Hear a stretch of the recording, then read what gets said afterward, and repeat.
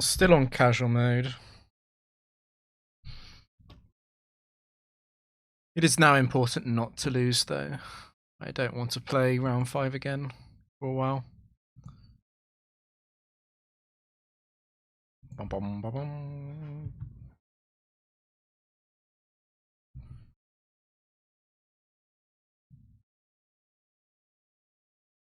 At 150 speed. I think that's a good middle ground.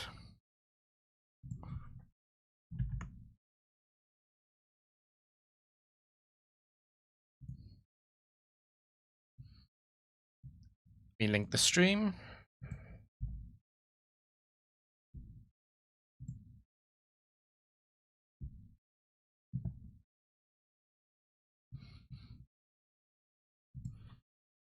So on round 6, and we're 1 off the 29 count. Which is a little bit unfortunate, but then set frees are quite good.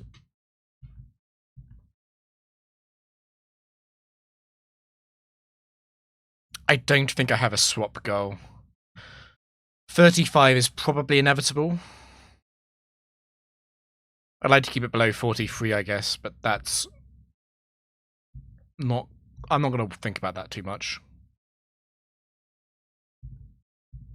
I guess ideally I keep it below 36. Slow and steady.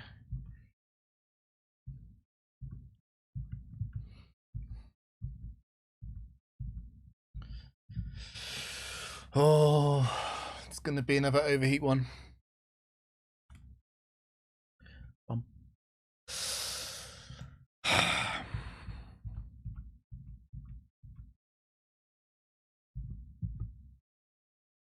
I'm probably forced to take Walrein too.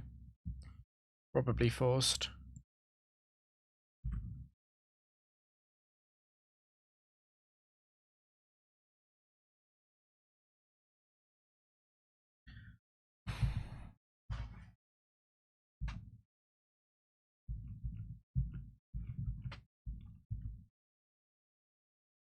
I could take Credilli. It's possible. It is slow and steady. I would rather not.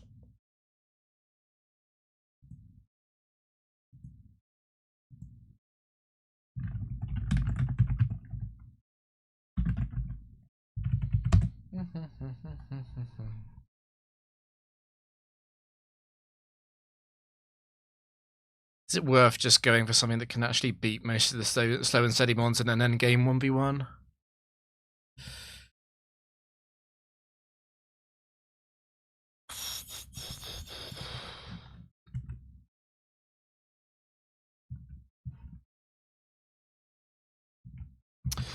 Yeah, I think it has to be Rapidash Walrein lead.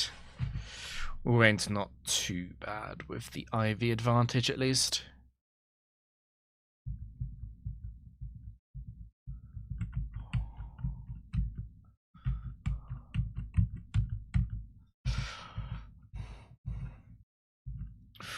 Walrein is really good against quite a few of the slow and steady mons because of Fissure, unironically because of Fissure.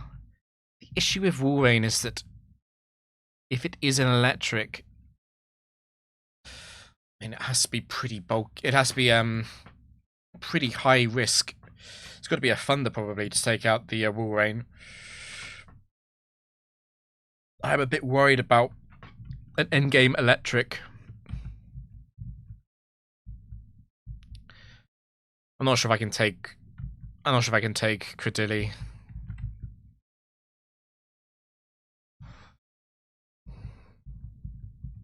It has to be Rapidash. It's Rapidash Walrein in the lead. I just don't know what to take in the back.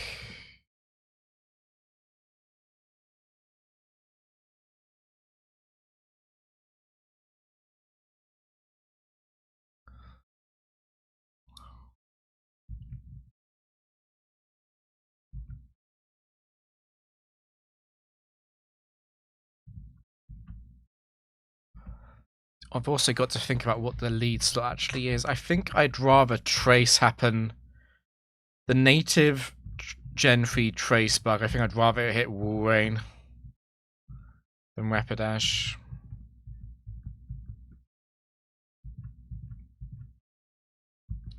It's never Dugtrio. I would definitely take Donphan over Dugtrio.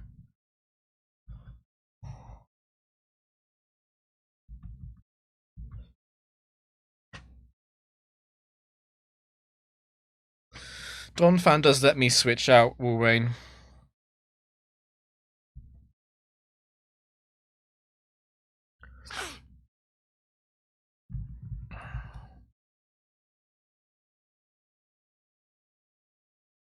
Problem with Credilli is I'm a little bit worried about the fighting types.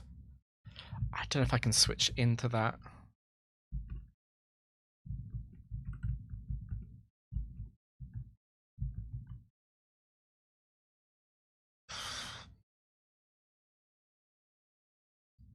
If I'm taking these three, maybe I should put Walrein in the back, though.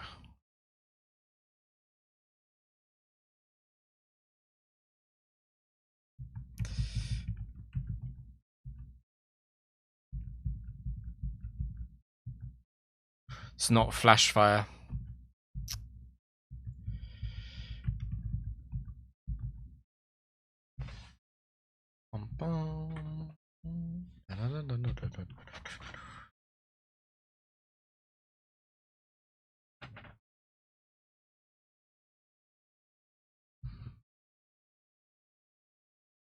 Okay. Armado 3 is obviously Quick Claw. I have to kill Breloom, really. Overheat does activate Effect Spore, but Effect Spore is 10% this gen, not 30%.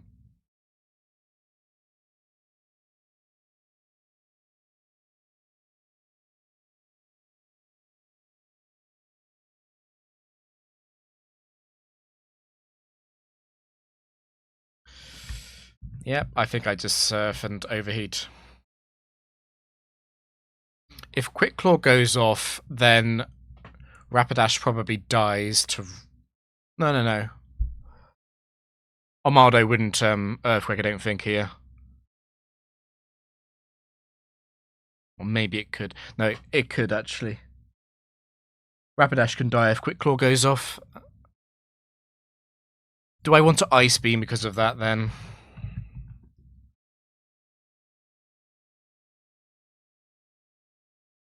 Yeah, I think I do.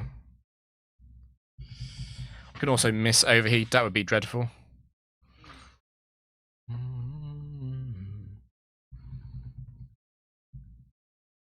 The last mon has to have a slow and steady move as well.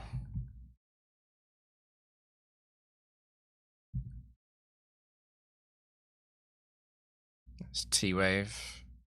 Ice Beam should kill it, though.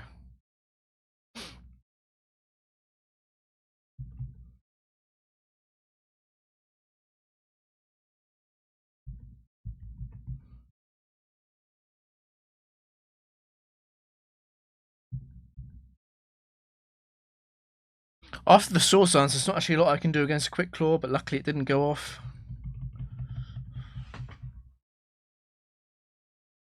It would always be Brick Waking, at least on that turn. It wouldn't be Earthquaking. And then Donphan would survive +2 Earthquake.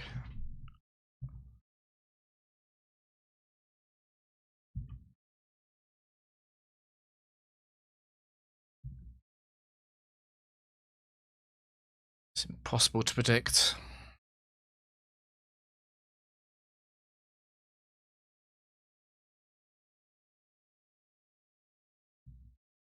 It'll be the set free triggers.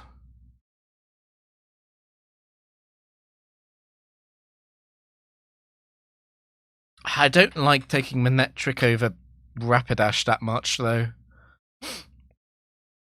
It is slightly faster, I guess.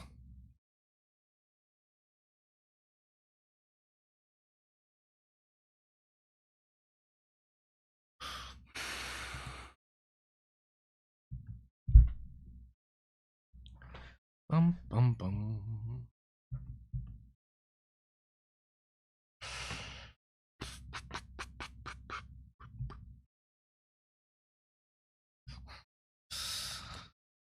Kang free.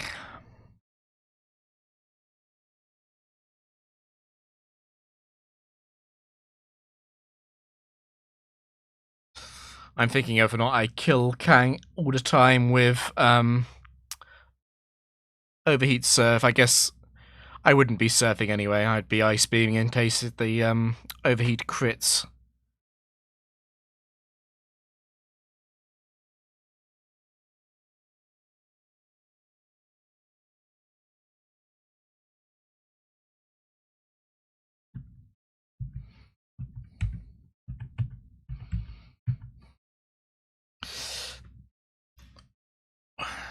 Please don't give it Salak.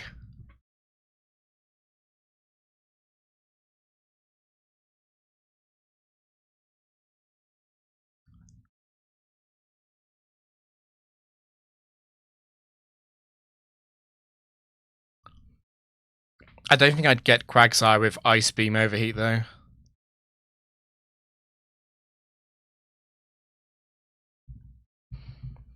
I'm expecting Endure to come through.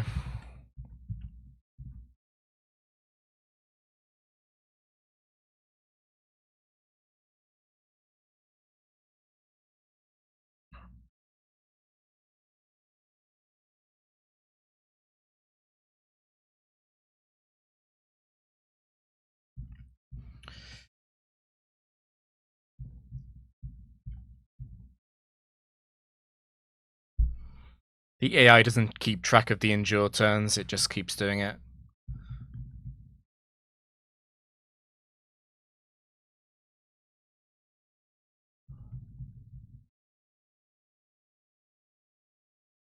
Okay, so impossible to predict is solved.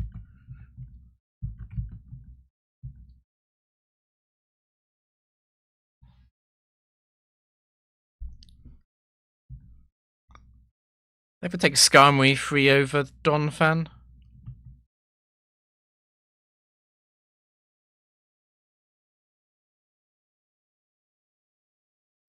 Skarmory 3 is like Gen 4 Skarmory 2.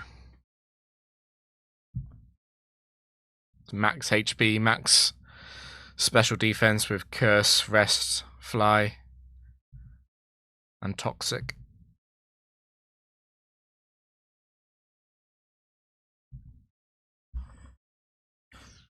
I'm worried about Electrics though.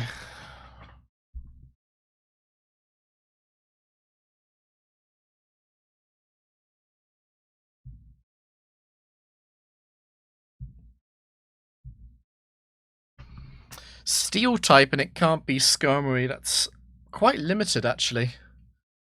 I'm a bit worried about Metagross appearing. I'm considering taking the Quagsire over the Donphan. Donphan is a lot faster.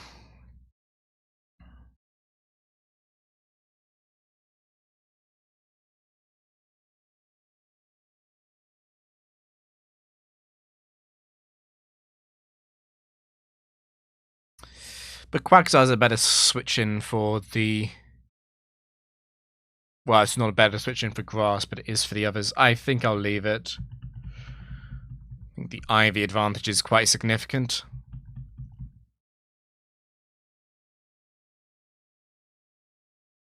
I shouldn't really lose this with Rapidash and Donphan. Okay, it's an Intimidate lead.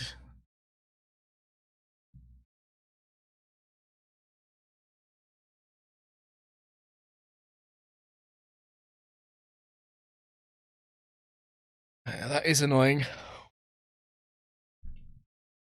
Bright Powder is also annoying. Aggron 3 is Bright Powder. I've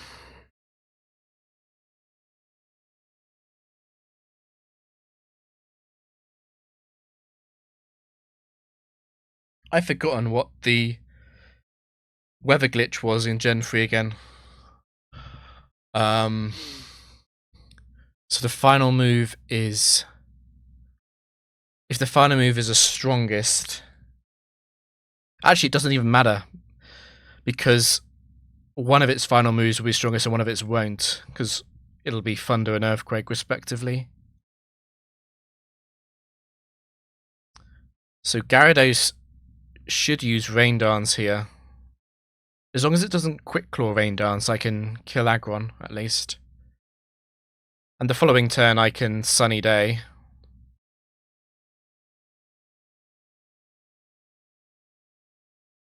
Honestly, maybe I just use Surf. Take advantage of Rain. Because I will act before Aggron, but after Gyarados with Walrein.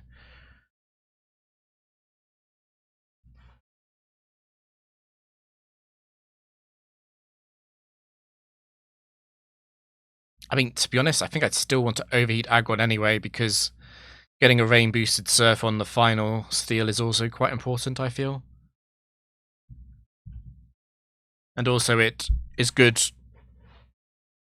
to hedge against the fact that I could miss Surf into Bright Powder.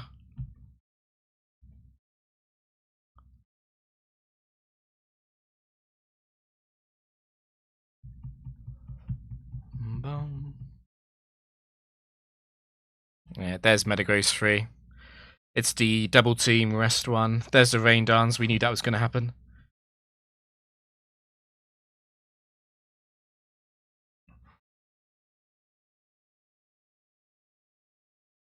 So Metagross will always Earthquake here. I think I need to...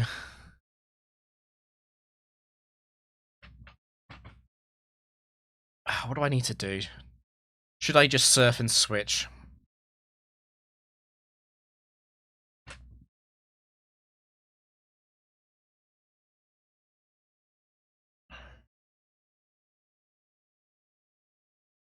I'm a little bit tempted to Surf and Ice Beam, but I won't get them. Let's Surf and switch. I'm expecting Earthquake Surf or Earthquake Thunder.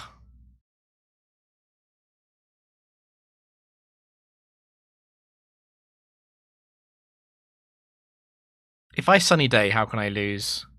Well, I can do some Metagross, I guess. Metagross could rest here as well. Not this turn, but next turn. I switch. I think that's fine.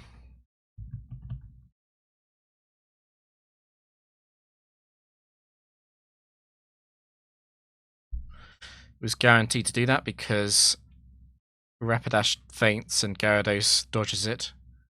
The crit is quite annoying. So Gyarados also saw the kill, and it crit Walrein. Holy shit. Okay, it crit Metagross too. Thank you, Gyarados. I'm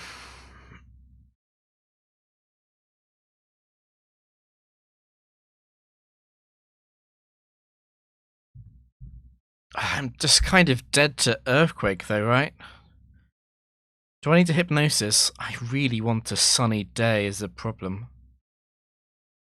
If Quick Claw goes off, it'll be a Quick Claw speed tie because Donphan's Quick Claw will also go off.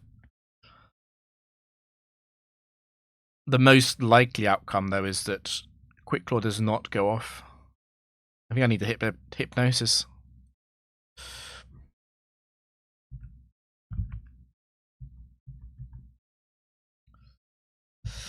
Okay, let's think about this. If the Quick Claw goes off, I definitely want a Rock Slide. The Quick Claw does not go off. I don't think I care that much. The secret power damage is probably not... Nah, it's not bringing it anywhere near the overheat range. I'm really grateful that Hypnosis hit. Please don't miss Rock Slide, actually. Yeah. Oh, the Earthquake crit was brutal.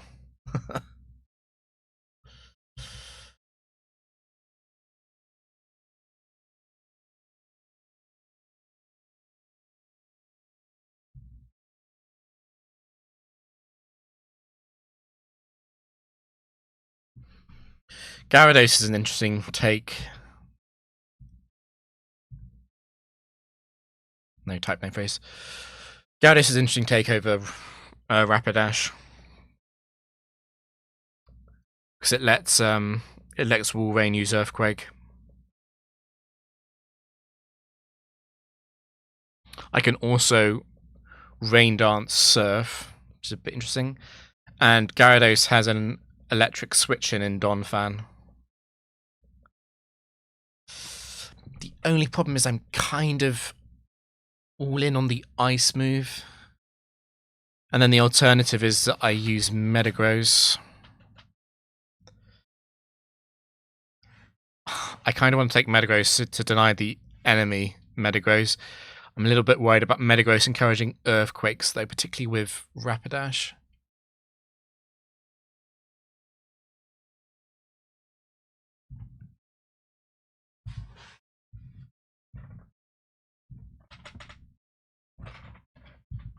Yeah, 156. This is a 21 IV Rapidash. And it is an Intimidate lead off, which solves the big Walrein problem.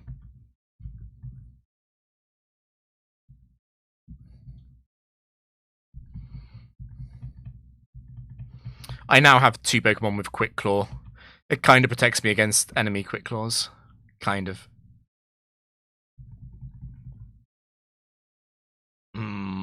Well, there's the electric.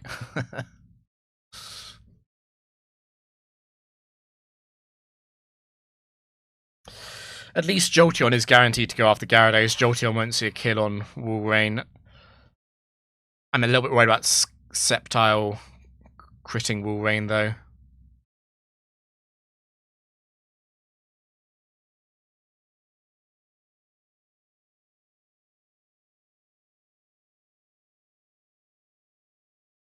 Walrein could definitely be dead next turn. But I can Earthquake. I think I have to bring it in. I'm a little bit worried about the Scope Lens Leaf Blade crit is all.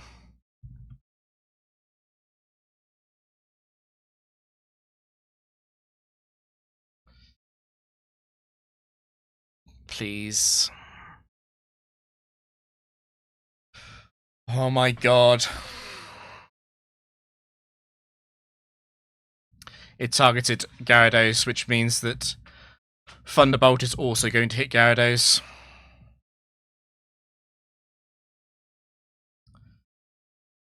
That is so unlucky.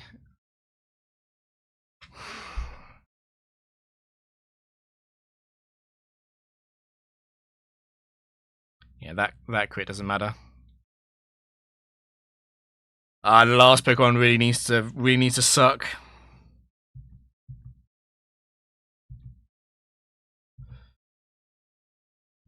That's GG. There's a chance that Jolteon uses Thunder Wave, I guess.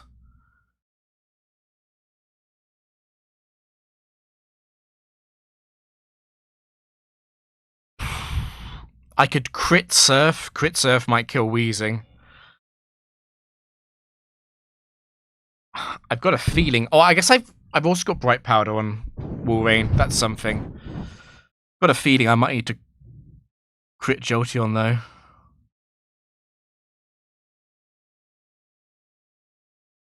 If I can crit or freeze Jolteon, and then if Ice Beam can take out Weezing. I could also Earthquake. I could Earthquake.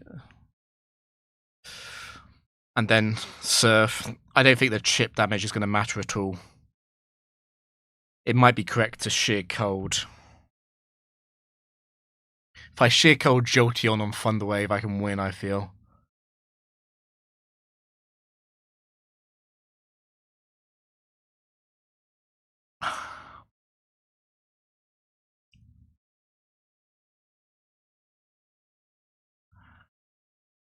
Gen 4 Factory is harder, Mudkips. Although I am about to lose this match.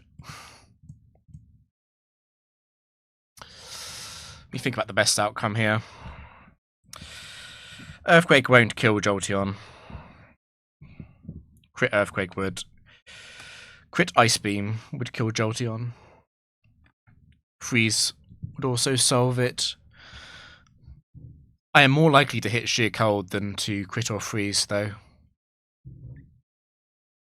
If Jolteon hits Thunderbolt and Weezing hits Thunderbolt, it doesn't matter. It also doesn't matter if Weezing explodes, unless I dodge with Bright Powder, I guess.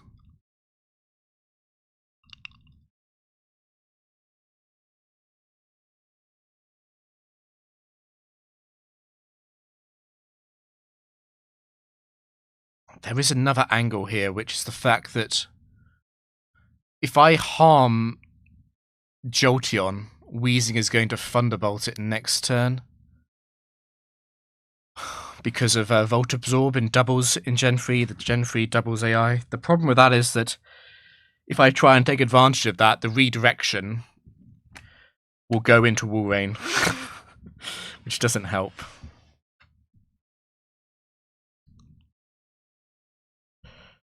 I think I just have to Sheer Cold.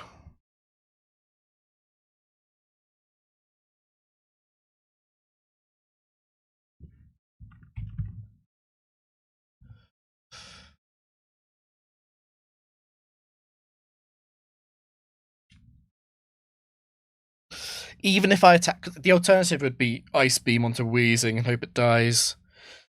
So hope Jolteon Thunder Waves, and then I kill Weezing with Ice Beam. But then the following turn I just have this once again, and I will have to use Sheer Cold once again anyway. It's probably over. I will not survive Jolteon and Weezing hitting me.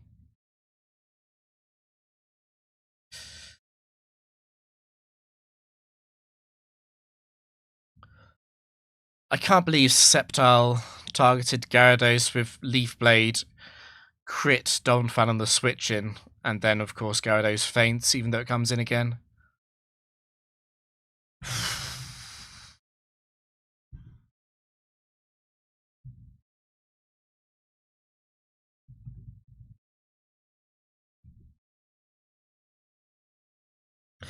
Time to go back to Purgatory.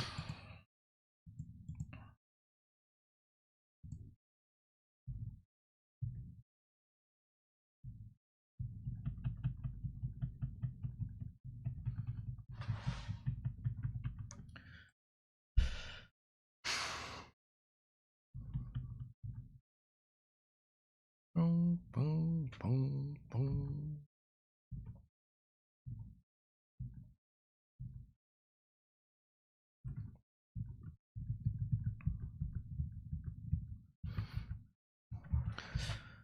Not a bad group. Not a bad group at all. I won't go double grass, even though it's quite tempting to. Bum, bum, bum, bum, bum, bum, bum, bum.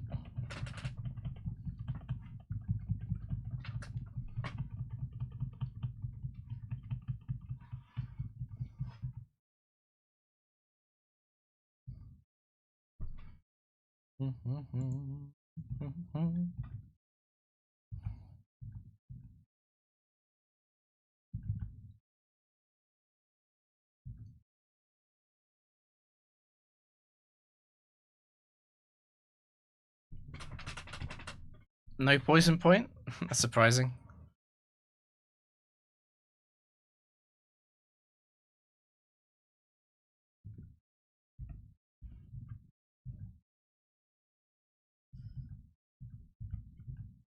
Bum, bum, bum, bum, bum, bum, bum, bum.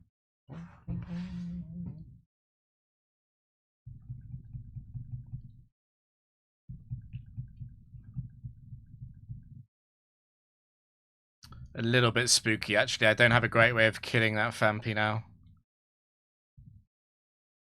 Oh no, I took Roselia, I didn't take... I thought I took Gloom.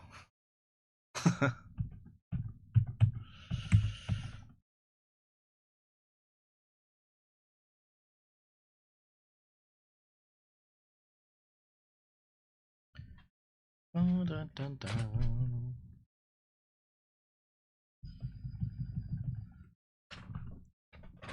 Bum, bum, bum, bum.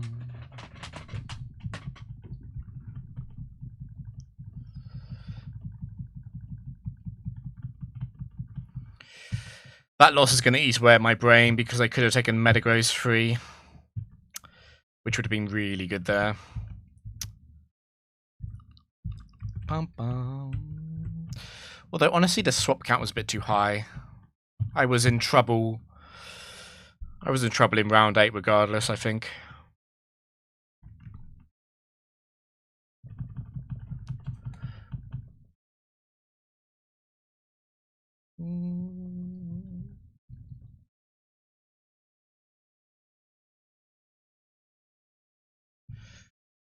I don't think Pidgeotto will get Volbeat on its own.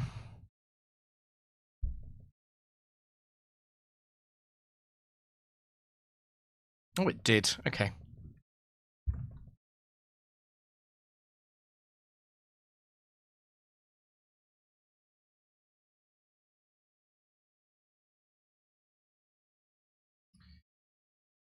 That makes Drowsy quite difficult to kill, actually.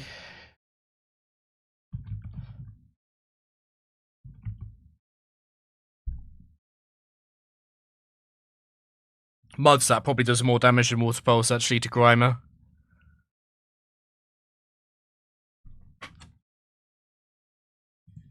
Very frustrating me, there isn't kind of Battle Factory equivalent in the new generations of games. It is sad. So the Frontier disappeared after Gen 4. The Subway was okay. The Maison and Tree were okay. Honestly, the best recent one was the Sword and Shield restricted sparring mode. That was fun. But obviously, Gen 9 had nothing. Like, actually nothing. Like, Gen 8 had a kind of fake battle tower. A bit like Gen 2 battle tower, actually. But yeah, it was disappointing that Gen 9 had nothing.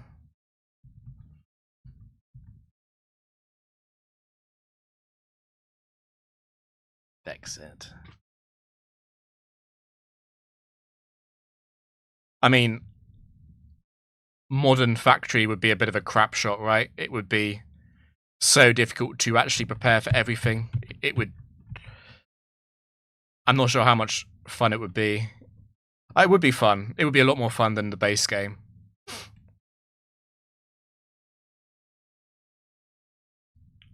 It's a bit of a shame we didn't get Factory in Gen 5. I think Gen 5 was the last point where Factory would have been genuinely good. I think Factory of Megas would suck.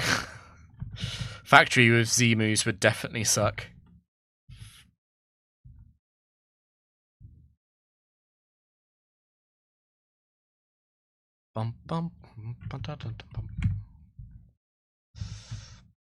I could get punished for having a grass-only one in the back.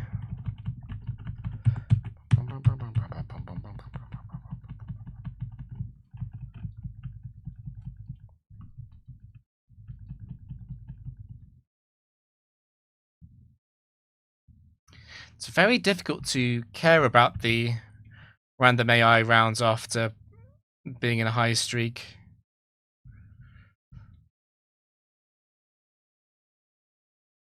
Do I do this and then spread the damage and kill Flaffy next turn? Or do I just switch out in case it is Shockwave? I'll be conservative about it.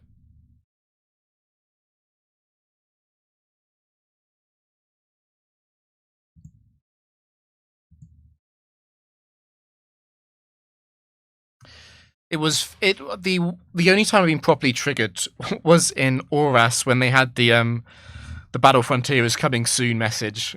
And I'm like, I don't know, that was particularly lazy. And people defended it saying, oh, it's okay because it's the Ruby Sapphire remakes and there was no Frontier in Ruby Sapphire.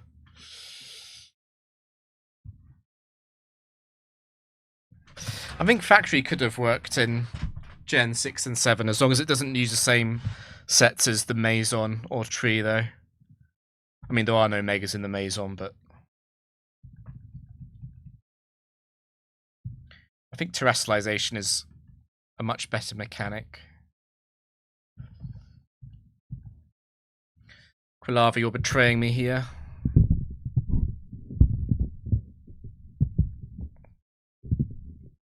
Thanks, Urban.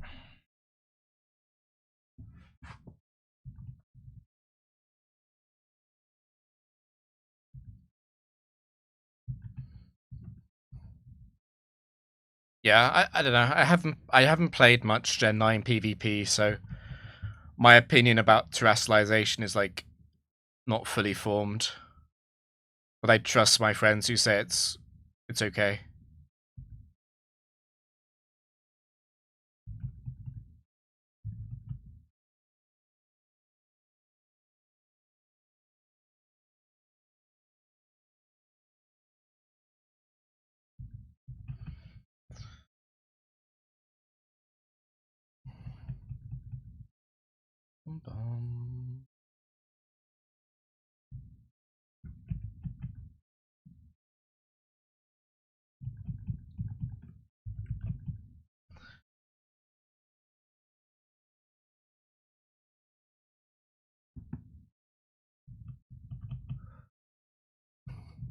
So I'll be taking Flaffy.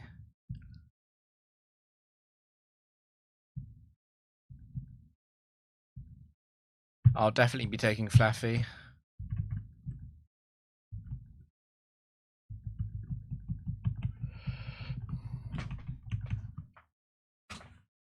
I come from a trainer family.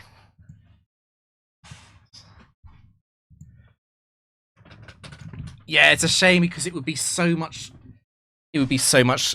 less boring to make a Frontier team in the modern gens. Oh, it's a bit tricky actually here.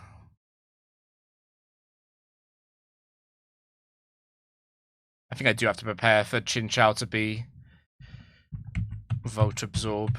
I hope this kills. It should do. Never mind, it's not going to because of Lax Incense. Classic. Thank you, Chinchou.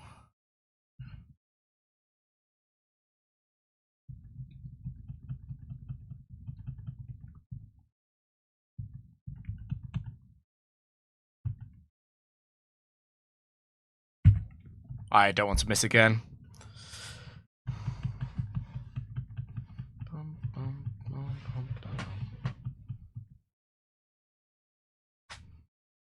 Worcester is live. Is Worcester playing Factory?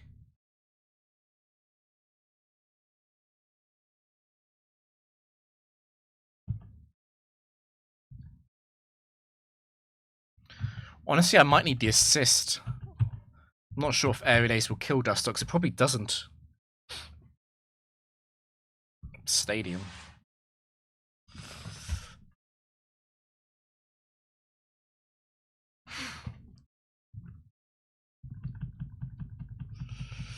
Bum, bum, bum.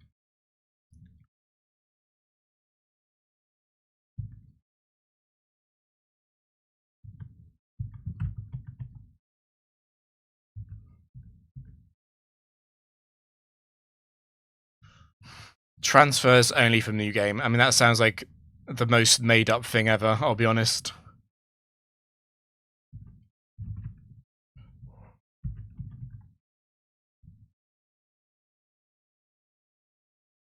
So he's using Pokemon that he catches in Crystal, presumably.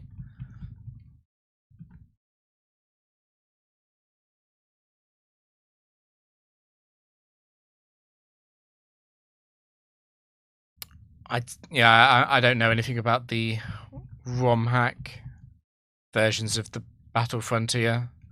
Normally, when ROM hacks try and do the Frontier, they make it much worse. Because most ROM hackers think that the point of the Frontier is just to have really strong Pokemon. Which is not quite true.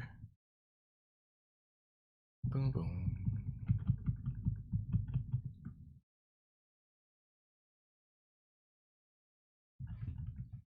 Yeah, I've never played Renegade Platinum.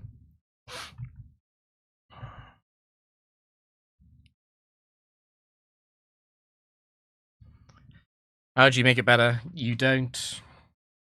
The beauty of the early Frontier is that you have some weird and wacky sets and it's not too strong, which means that you're at a slight advantage.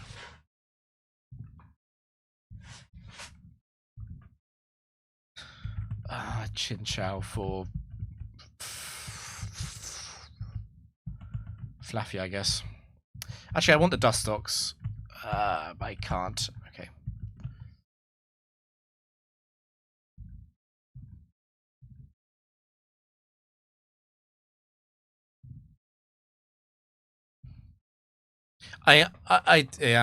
I'll sound like a hater when I say this, but the speedrun stuff on challenges, like I just don't care very much about it. It's a bit like the speedrun that does the Frontier.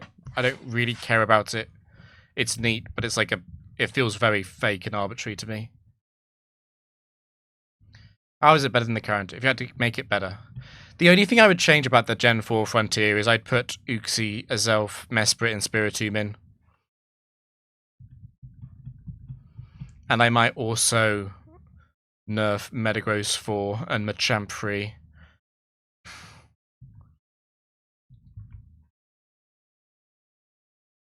And I'd probably remove Dugtrio and Mr. Mime from the top tiers.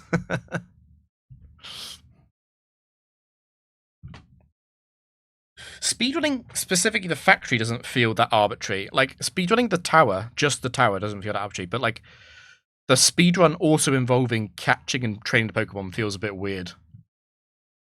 I would watch speedruns of, the arcade or something. In fact, the arcade would probably be the most interesting thing to speedrun.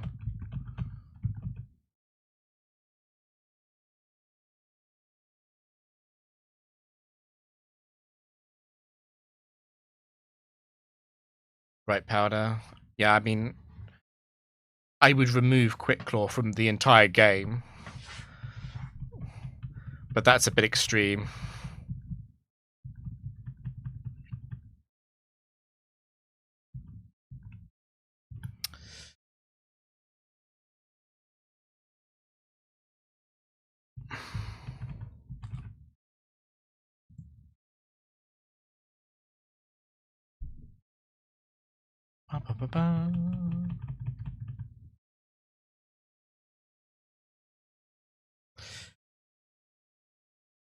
It's actually a bit scary. Please don't Rainbow.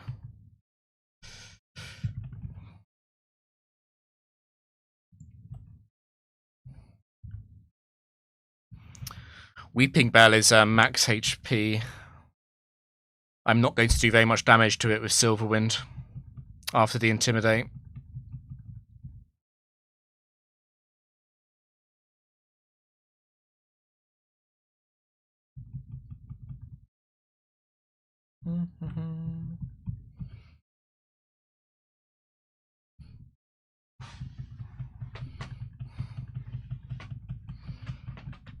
Razor Leaf crit would have killed Chinchou.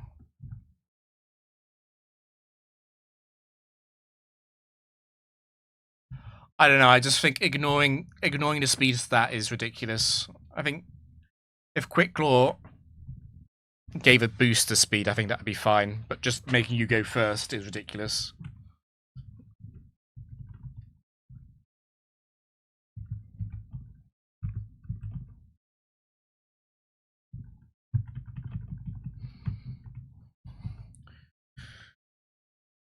I might switch to controller.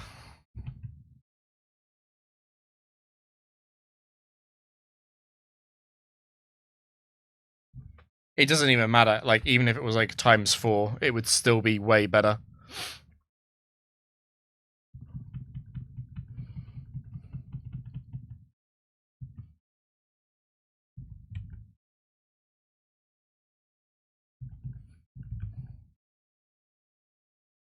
Da, da, da, da. 20% chance to double your speed. That's a good item. It's significantly worse than Quick Claw, though.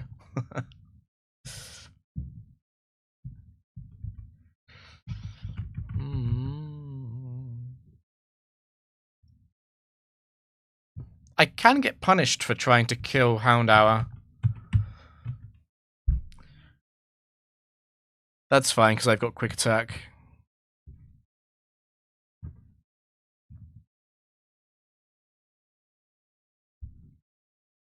Boom, boom, boom, boom, boom. Well, that makes me faster than Houndour.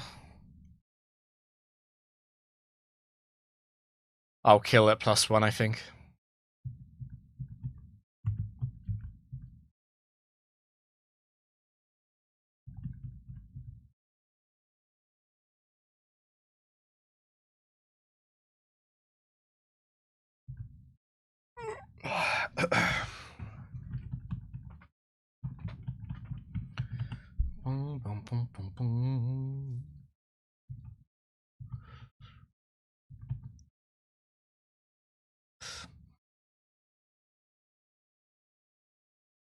It's a little bit spooky. I'm less confident with this team than I usually am.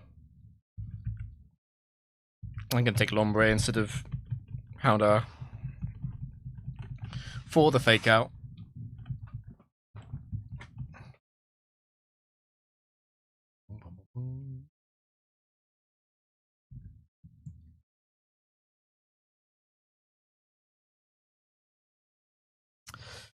Silverwind probably doesn't kill Drowsy.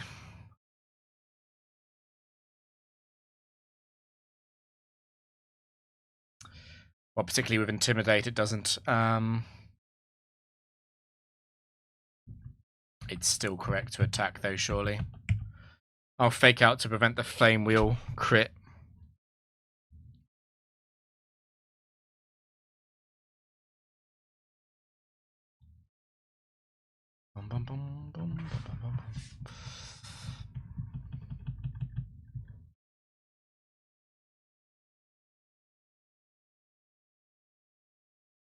I'll go.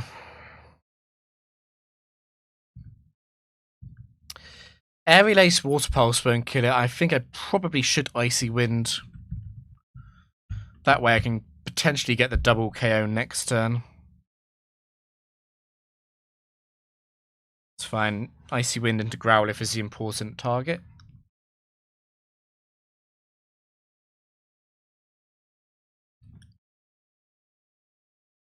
Bum, bum, bum, bum, bum, bum, bum.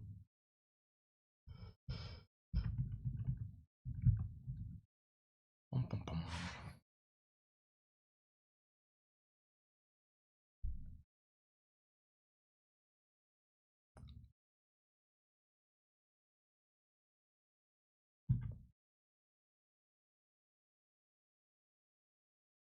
Yanma. The Water Pulse Saber is actually quite annoying.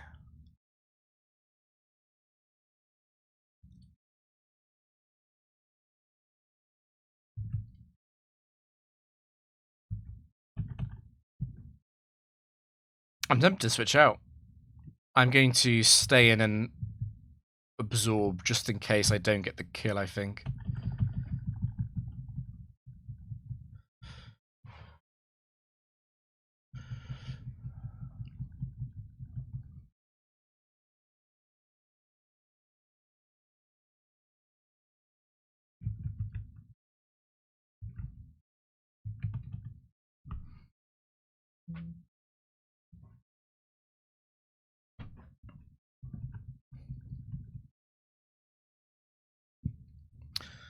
Without extreme lax in sense luck, that's GG.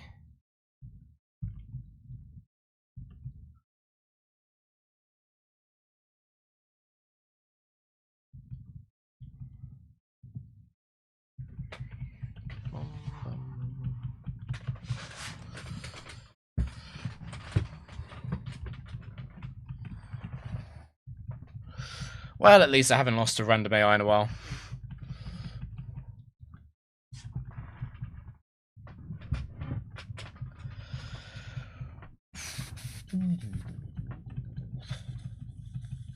I just need to get to round 7. I just need to escape IV hell.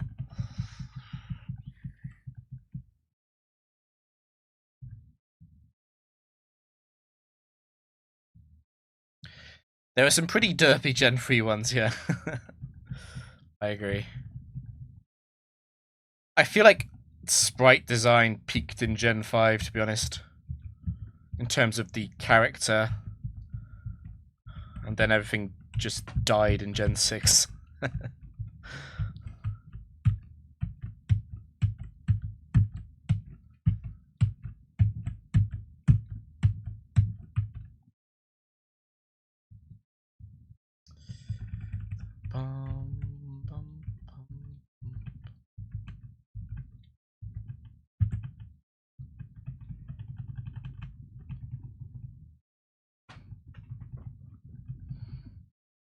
I might play with the controller, yeah. I'm quite like to misclick with this. Have I even got it mapped out? I do. Oh, it's lagging horrendously. Okay, no, I won't play with that then. I'll accept wrist pain. Yeah.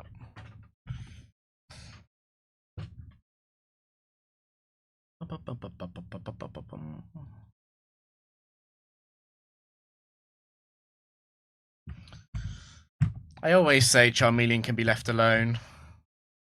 It's never actually used Swords Dance on turn 1 against me. They've slightly improved some of the Gen 6 sprites, but not enough. Not enough of them. There's the turn 1 Swords Dance.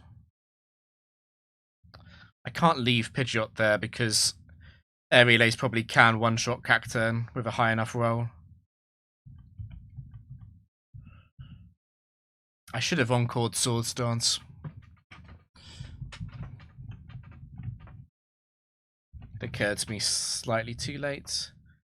No Intimidate on Arbok.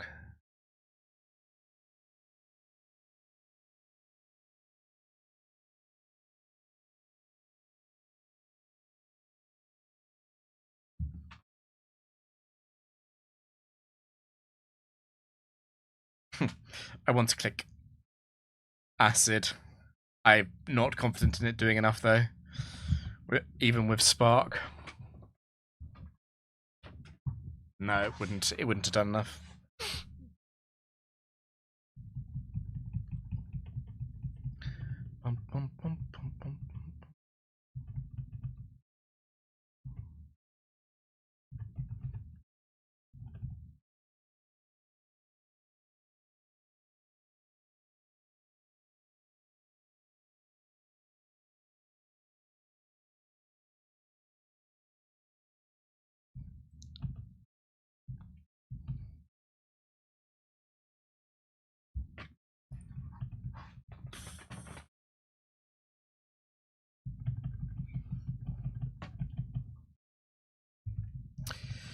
Cacturn kind of sucks.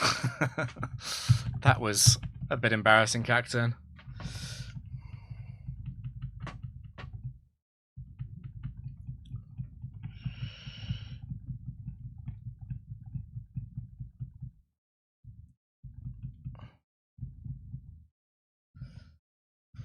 Impossible to predict, and slow and steady. Or weakening, even more common.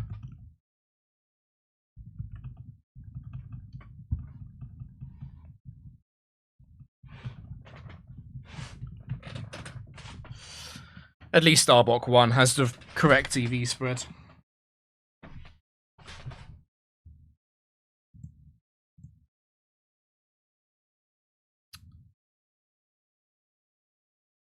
Magcargo is always so difficult to know how to deal with directly.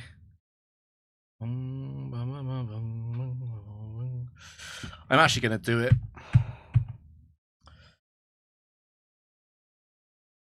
And I should Spark this turn to give myself room to potentially Encore next turn. Fantastic.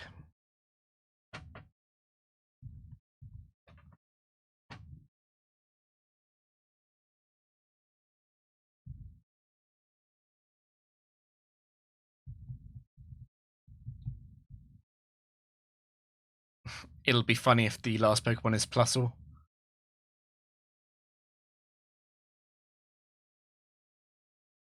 I don't know. I don't think my favorite gen is Gen 4. I think my favorite gens are probably Gen 5. I actually also really like Gen 9.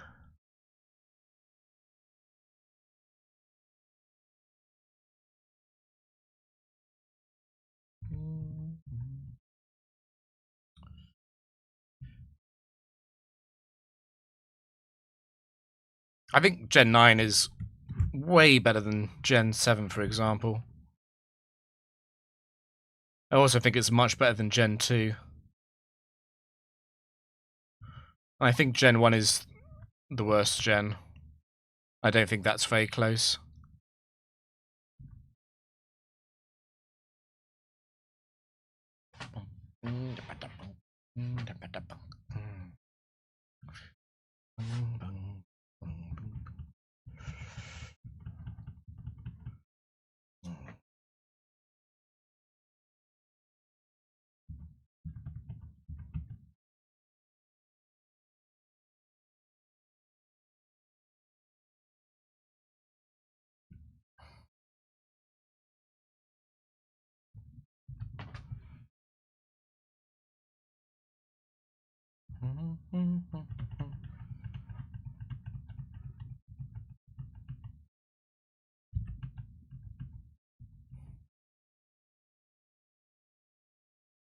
When it comes to the actual games, like actually playing the games from start to finish, I don't think I want to play any of the old games.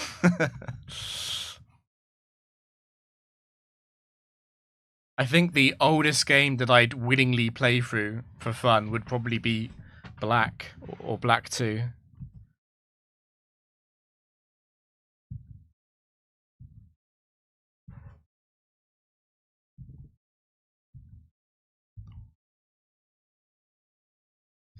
I don't like taking Ferret 1.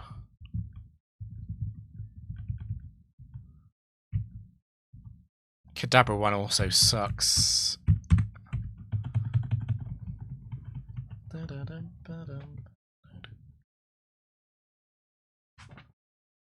Like, if I had to play through a game right now, I would pick Gen 9. I think Gen 9 is a much more fun experience.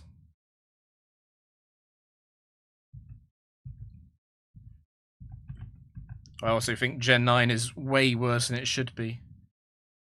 But there's a certain amount of aging that can't be replaced. Like, at the time they came out, Gen 1 were good games, but you don't want to play them now. Like, they're really quite terrible.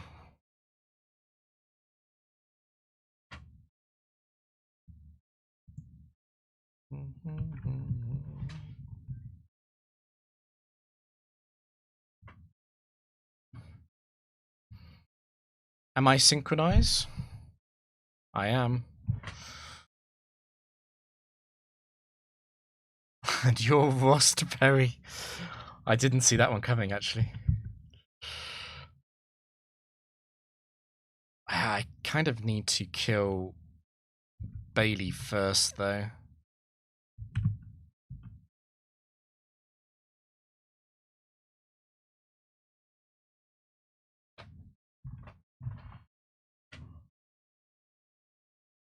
The entire series is easy. Yep, I agree. The hardest games are definitely on the GameCube. Right, that will be Aerial Ace range, so I'm no longer that concerned about Bayleaf. Okay, never mind. This is round 2. I lost to a switch into Leaf Blade crit, into Thunderbolt, into Last Mon Wheezing on round 6. Near the start of the stream, so we're in purgatory again. Honestly, it's the least bad luck I've got on a loss. The losses before that were way more unlucky. It wasn't even that unlucky. It was literally just like, the biggest problem was I just took Gyarados and I was like, oh, this might be a bit of a problem if there's an electric. And immediately it's Manectric free. I was like, oh, this is fine. It's a Manectric free, but I've got Donphan. But no, Sceptile then crits Donphan, so I have to send Gyarados back out, and I get hit by Thunderbolt. I really am not playing to get world record right now. I really am not. But I did assume that by this point I would be on round 8 on at least one run. To have failed that like 3 or 4 times is a bit depressing.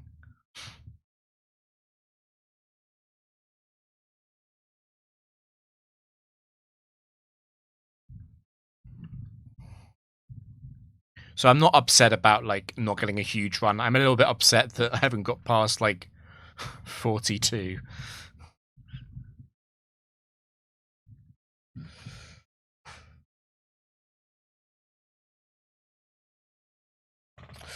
Well, on I think of round 7, right? Because then you have the big IV advantage.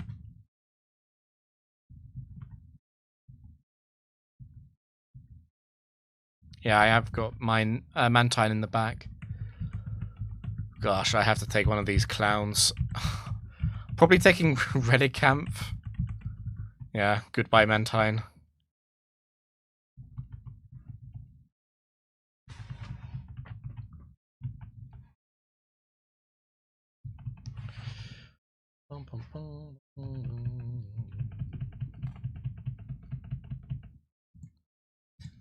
It's right. Hitmonlee 1 is very overrated, it's fine. Poliwrath is going to survive.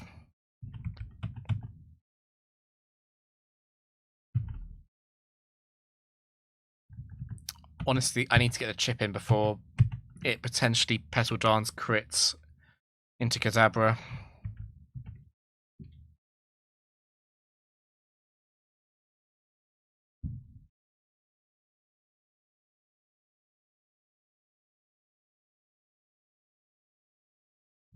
Well, no, the hardest part about Doubles Factory is the early rounds, yeah. Because there's no Noland in Doubles. There's the Petal Dance crit.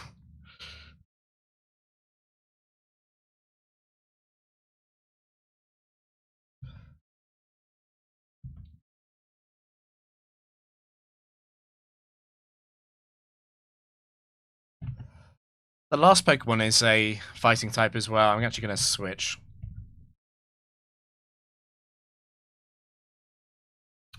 Or I could Spark. I could just hit it with Spark, whatever it is. No, I can't because I'm Salak.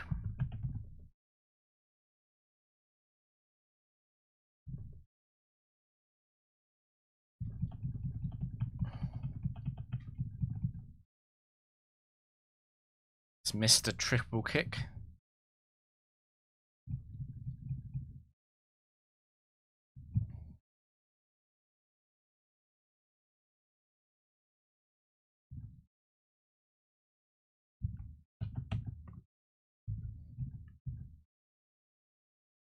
And I'm sorry, I keep forgetting to remove the point redeems. I'm sorry. I used to have that linked up to a soundboard, and I don't anymore. So you've been scammed. I'm sorry. Yeah, level 100 skips. It's exactly the same as Gen 4 Factory where you skip the early rounds.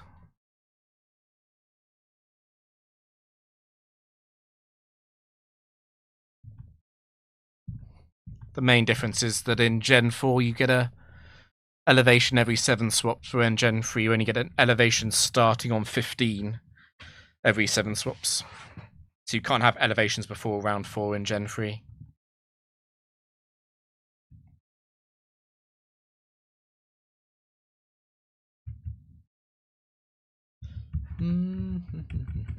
Which really, it doesn't matter that much. Elevations are a bigger deal in Gen 4.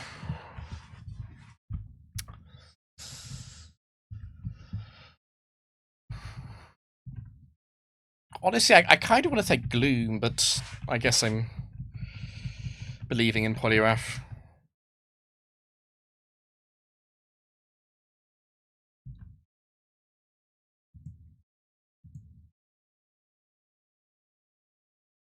Boom, boom, boom, boom, boom, boom, boom.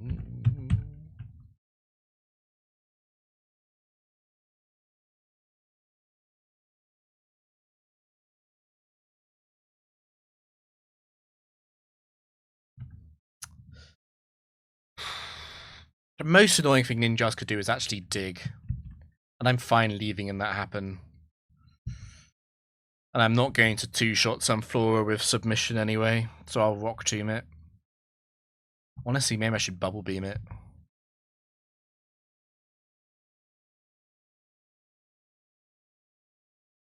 I don't think Bubble Beam would ever kill Ninjask alongside Spark. Okay.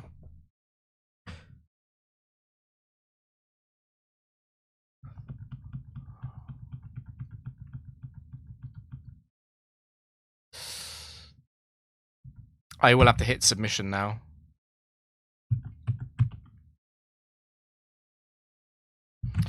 Actually, I can just helping hand it. I can encore it, I mean.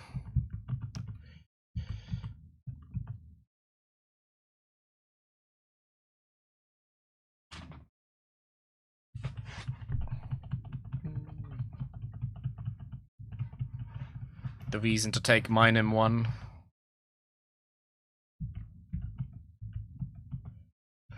I do kind of need to still kill it, though.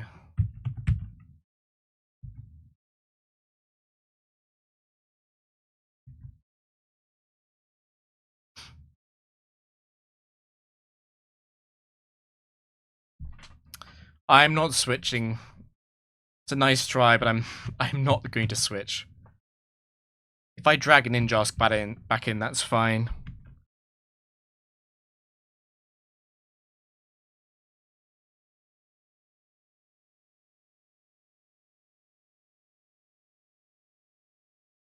Yeah, I need to assist on that kill.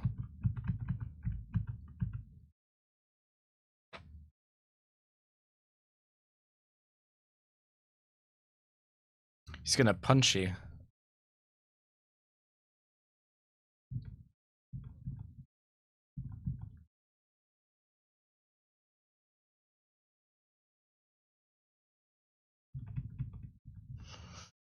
Nice, don't have to deal with light screen going back up. It is quite funny that Poliwrath is tier 2, 3 in Gen 3 and then is elevated in Gen 4.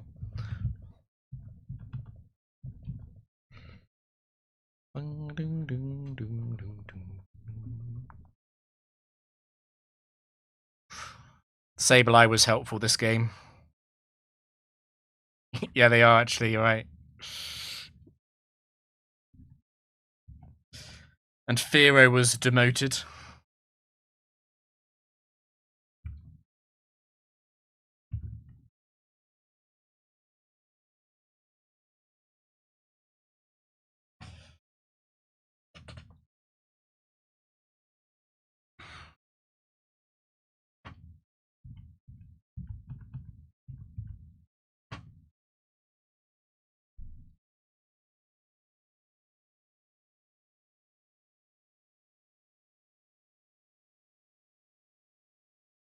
I think I'm going to take Sunflora.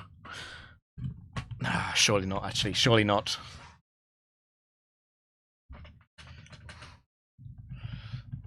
The problem with Sableye is that it's max attack invested. I feel like whoever designed a Sableye set forgot that Dark is special in Gen 3.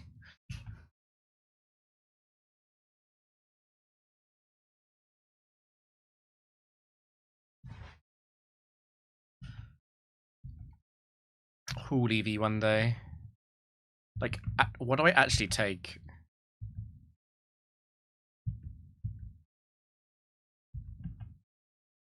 I don't want to...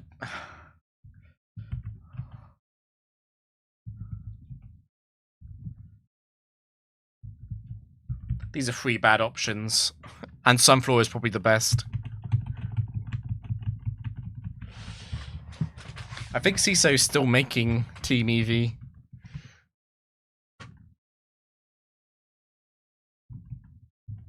I don't know that, though. Don't. That isn't me promising that he's going to do it soon.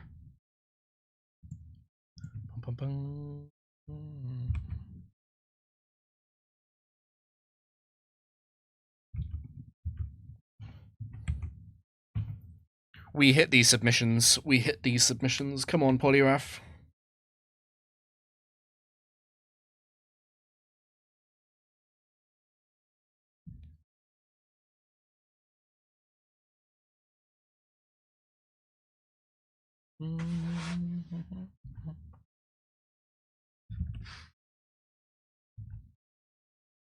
I want to get a few hits in before the likely amnesia.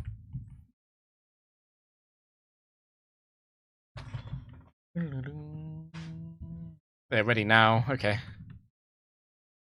Then We need to annoy CISO to do it.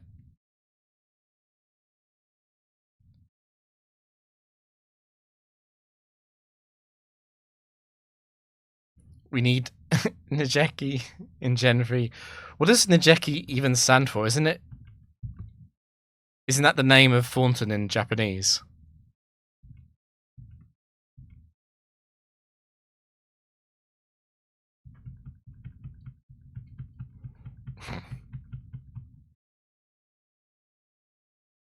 Put it as a creator's name. It might be. That was going to be my second guess.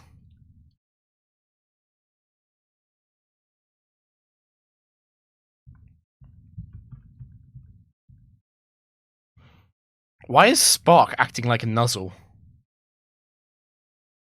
Najiki, yeah. I thought it was just because of watching Rabi.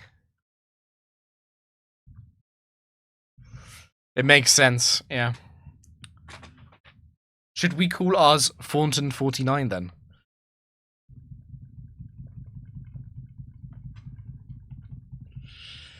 Neziki.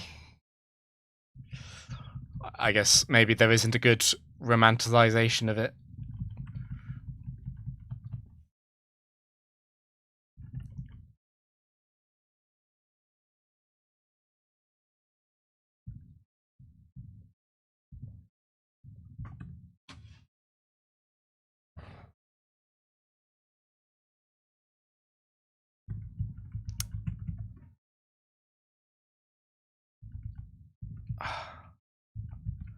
I really don't want to say Torko. Thornton 49, isn't it? What is Espinal? What is that? Is that Spanish? Okay, yeah.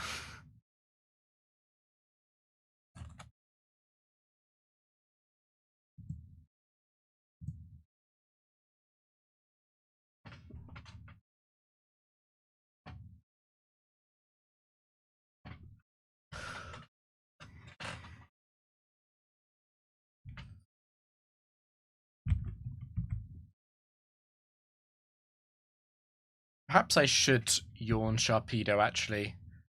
Sharpedo is handled quite well by... I've forgotten what grass type I've got in the back. Sunflora.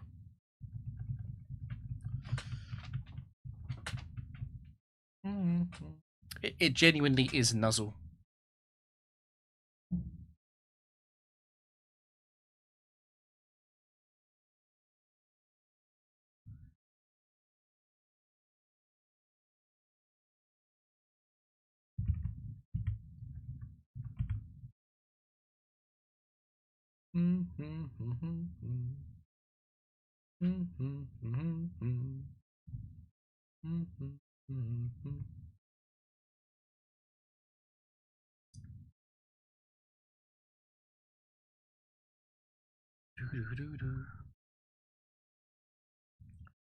Definitely need to kill Venomoth.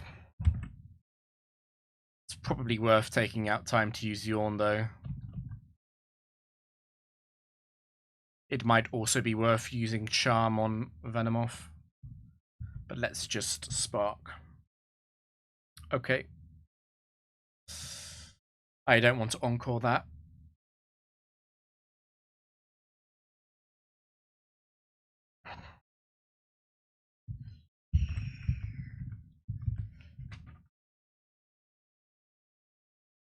Don't Rainbow.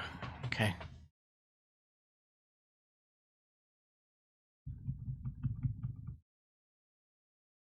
Oh, Javi's playing in Spanish, I see. That makes sense.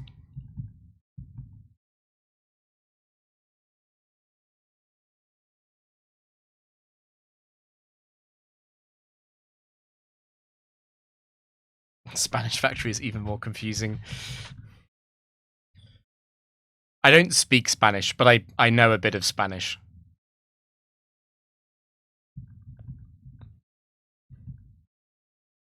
enough to probably be entertained by it.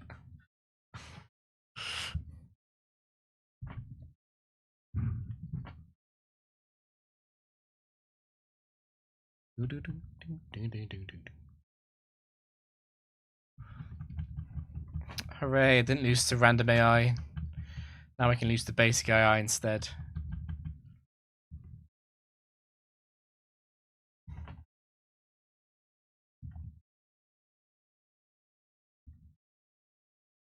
Terremoto.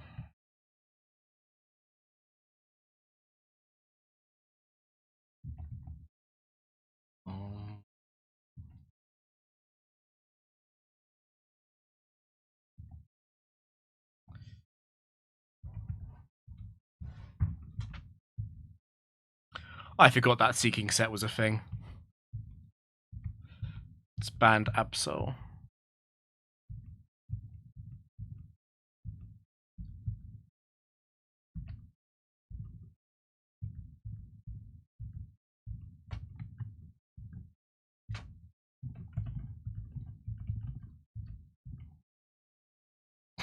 Screwdriver.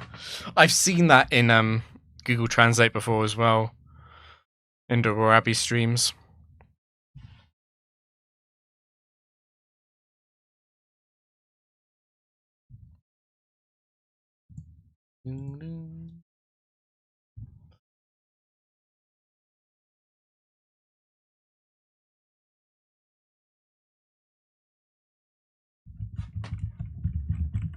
How much do I care about the recoil damage?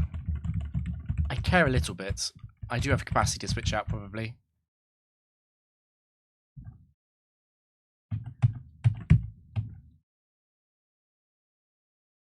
Actually, please don't hit Guillotine.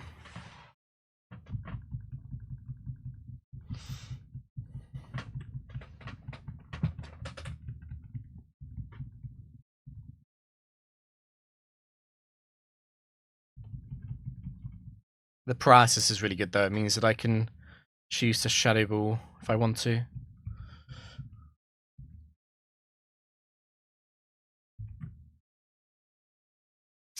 Magcargo is Quick Claw, so it does make sense to double Pincer. Absol is Choice Band. It's max attack Choice Band. And there's the Quick Claw I was a bit worried about.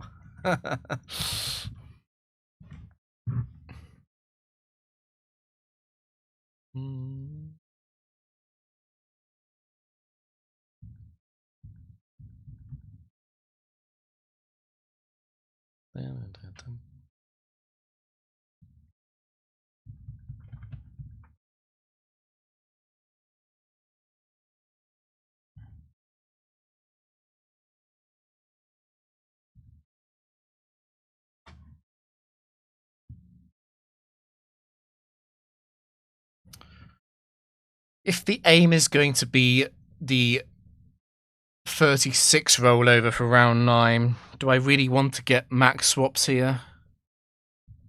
It might make sense to do 3 or 4 swaps.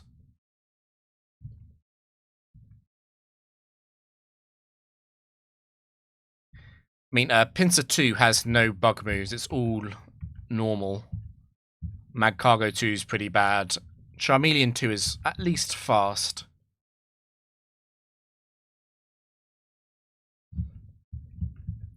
I think taking Charmeleon over Lunatone could backfire quite badly, though.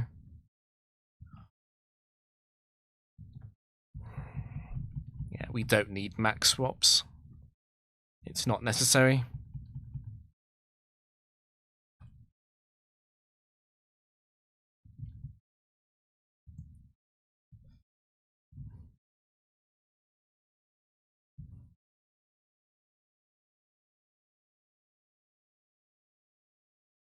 I kind of want to lock into Iron Tail, but I think instead I'm just going to double-edge the Mantine slot.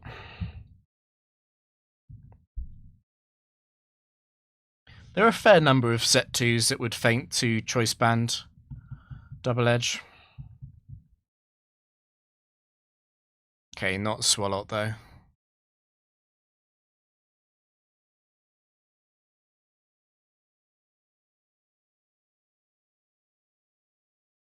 I'm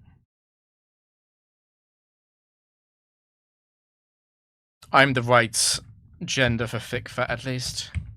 I mean, cute charm.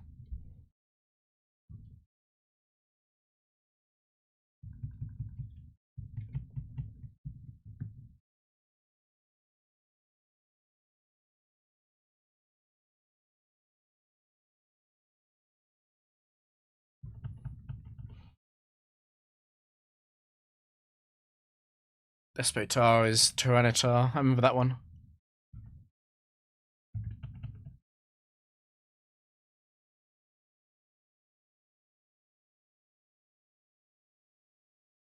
Absol contributed.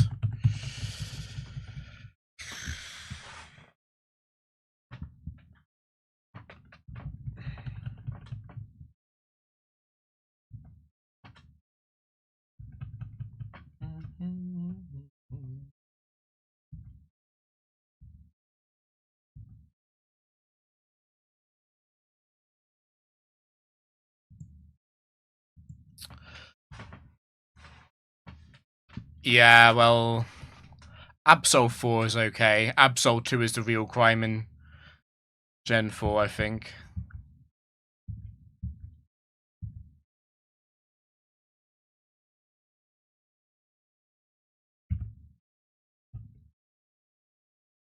Honestly, it should probably be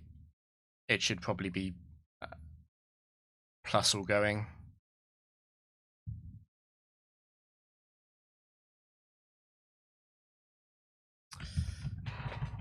But it isn't. It's my bias. I want to play slightly faster.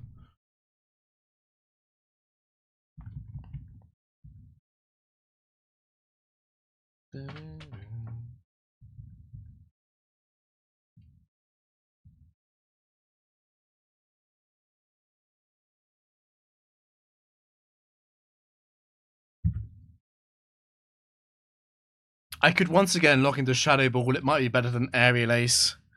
I do always have the Gorobus redirect for next turn, which is relevant. But what if the last Pokemon is some kind of evasion set? I think it probably is better to Shadow Ball.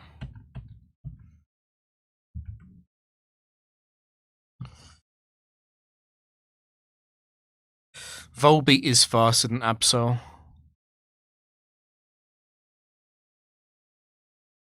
It's fine though. Even if Absol's turn gets skipped, I think I still want to target Gorobus.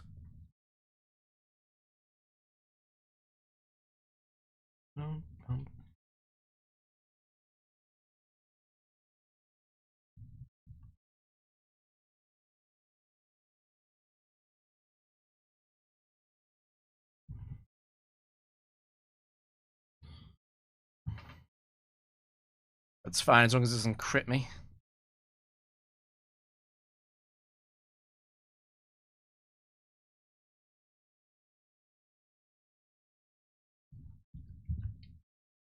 Kill Gorobus.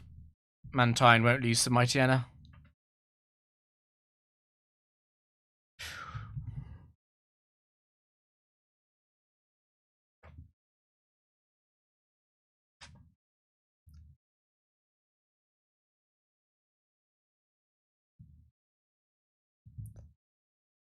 Yeah, I think Choice Scarf Absol would also have been fine. I can understand maybe they didn't want to put a Choice Scarf and Choice Band set. Absol probably does belong in Tier 2, 3 and Gen 4 though.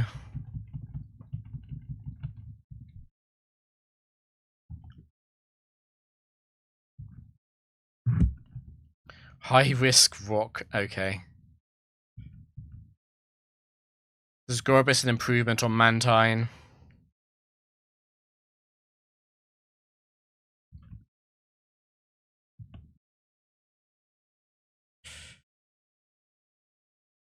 I don't really want to take Mightyena.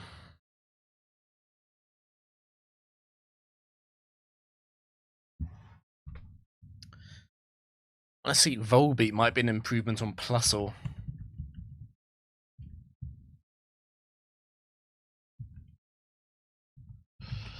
weird, slightly accidentally mixed special attack on Volbeat too.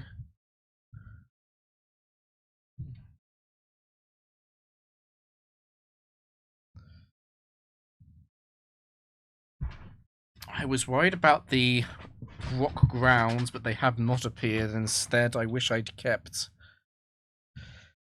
plus all. I think I might need to Iron Tail Pseudo.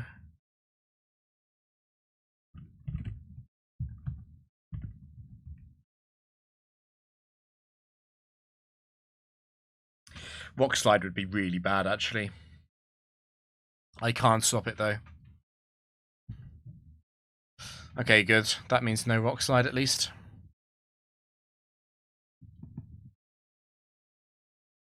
Sahur. Nice miss, Absol. At least that's the wrong low kick target.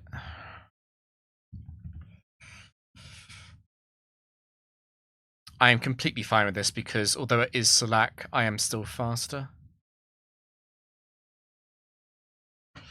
Come on, Absol, you can hit 1 out of 2. Pseudo-Wudo will not survive it. It's special defense invested, not defense invested.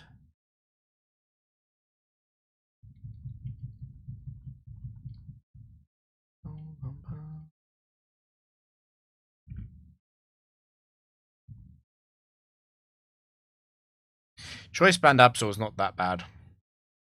It's slightly overshadowed by Ferret and Linoon.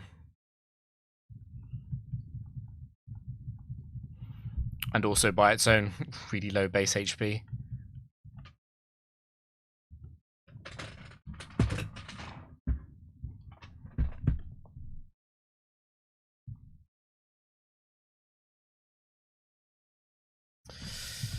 Should take the fake out on the lead slot. It is quite useful.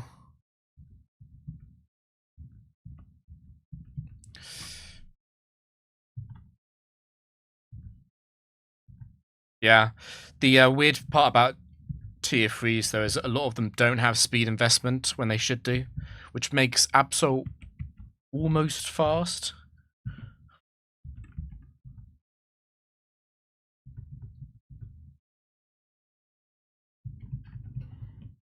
Yeah, with 9 IVs, Absol hits 188, right?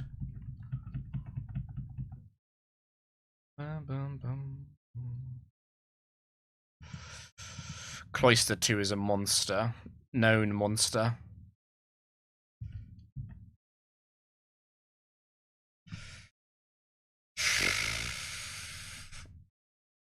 I have to kill Hitmonchan. And I'm not sure if I can. I'm not sure if Aerial Ace and Thunderbolt will always kill Hitmonchan. Also, Hitmonchan might use Detect, but I think we have to do it.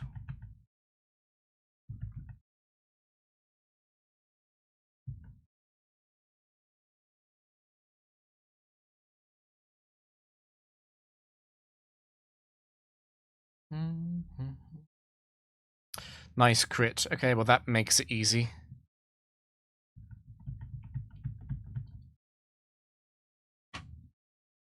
It's another choice bander.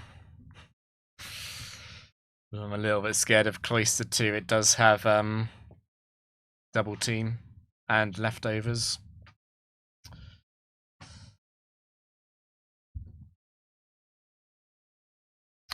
Let's just kill Kecleon though.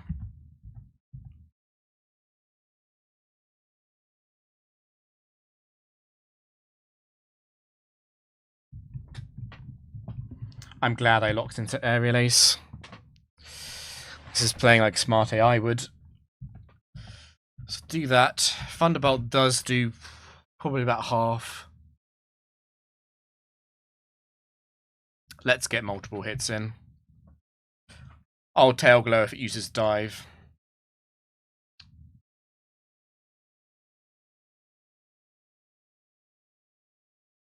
That's actually really good damage from Absol. Volbeat is blind. I was hoping you wouldn't hit Absol. It is basically it will not use Toxic on Absol again. It's guaranteed to do something else. Please start hitting Volbeat. Man.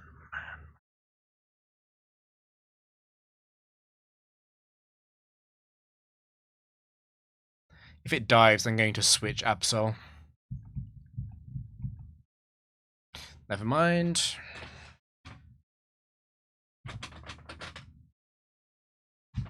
Yeah, Cloyster's quite disgusting in singles. Not as good in doubles. Hitmonchan 2 is a dynamic punch set. And Kecleon 2 is choice band, but it has no stab.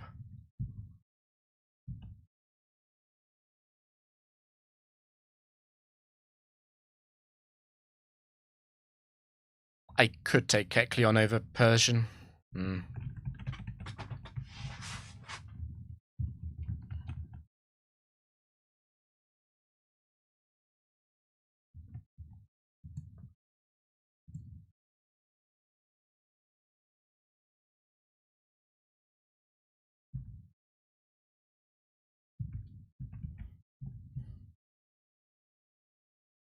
I don't think Signal Beam would ever two-shot Blossom anyway.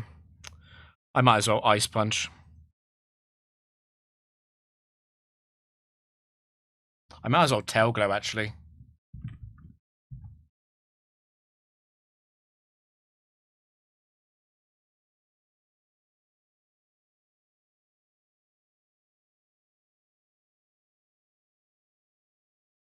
Yeah, Cloyster has... Well... Early Gen players know about Cloyster, and by early Gen I mean earlier than Gen 3, I suppose. How much do I care about Solar Beam? I care quite a bit, actually.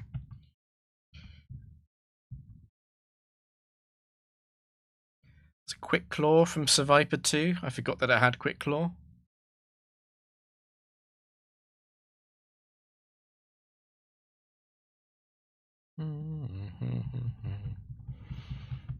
Cloyster's bullshit in Gen 5.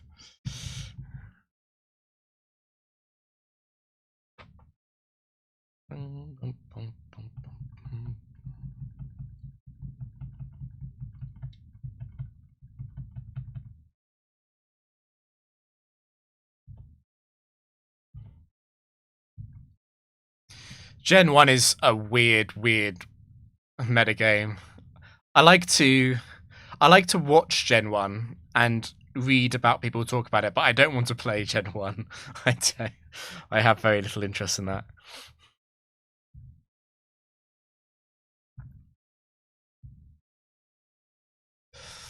Fire Spec. I could take Seviper. Seviper's probably more stable than Persian is.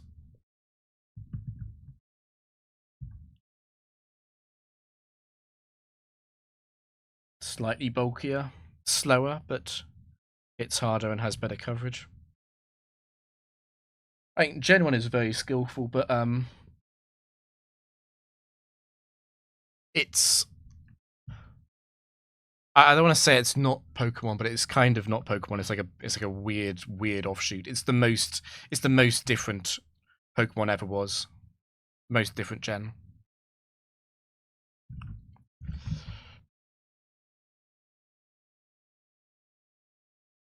I'm worried about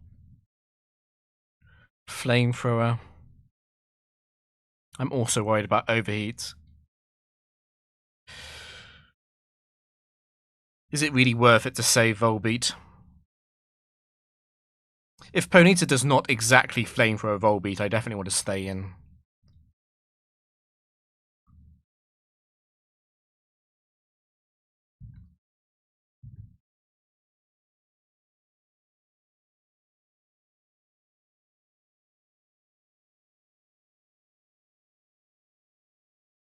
I really want to use Tail Glow. I'm going to do it. Okay. That's not Flamethrower. So that's a dead Ponyta, which is good at least. I could be getting overheated. Overheat probably kills Absol as well, actually.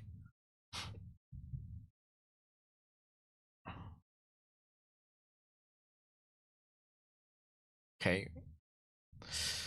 The paralysis slightly sucks.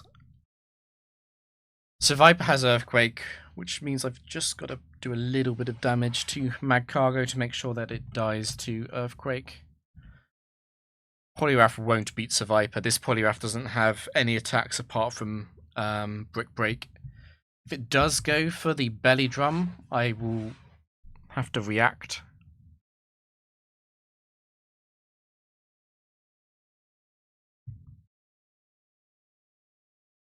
My next video goes quite hard on Game Freak programming, to be honest.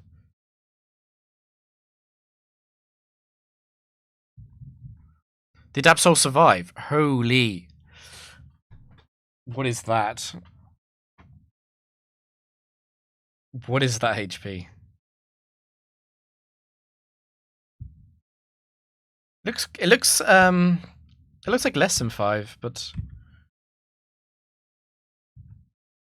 yeah.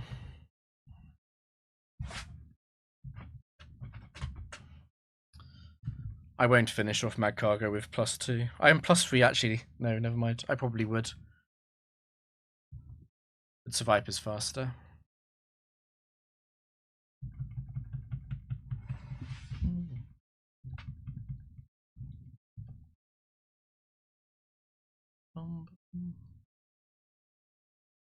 That doesn't look correct. It is a so Magcargo is 6 IVs and Absol is 9, which probably does shift the KO a bit.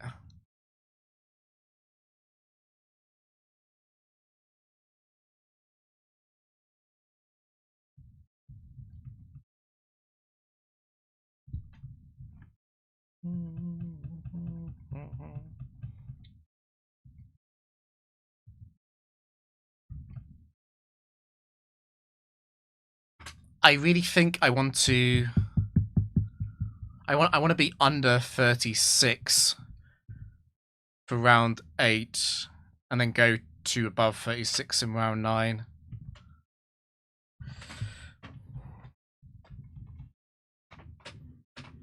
Oh, 6.3, okay. Absol was strongly favoured to survive. That's good to know.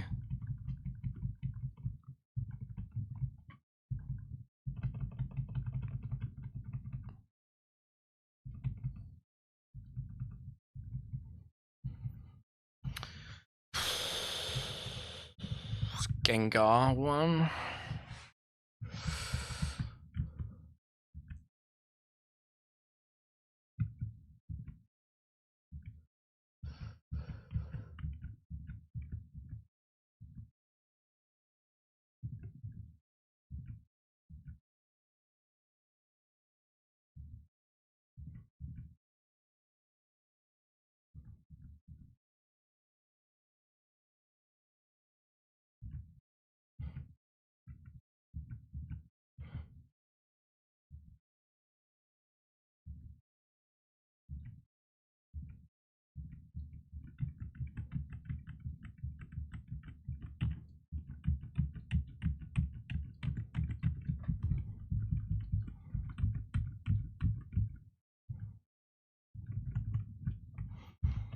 We're going to do a Guma move. Guma would take Blissey in the back.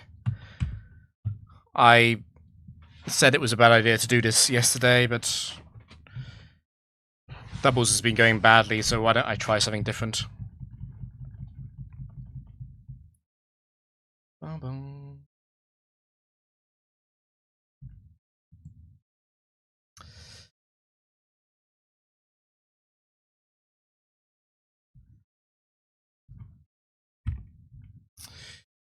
If I crit with Gengar, I think I'm happy to just fund about whatever's in the back.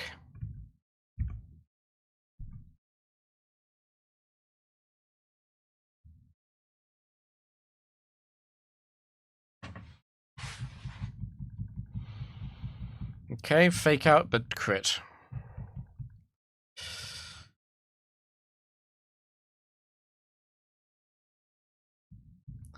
Good turn. Good turn.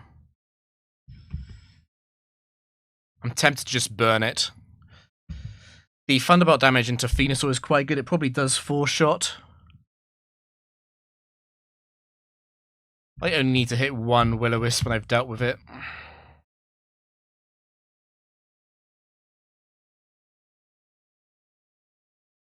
The real question is, does Sludge Bomb double T-Bolt kill Venusaur?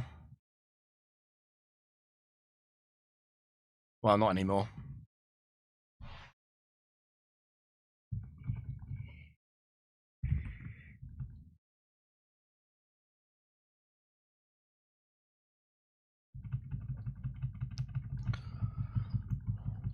I take Mr. Mime 1 in the back.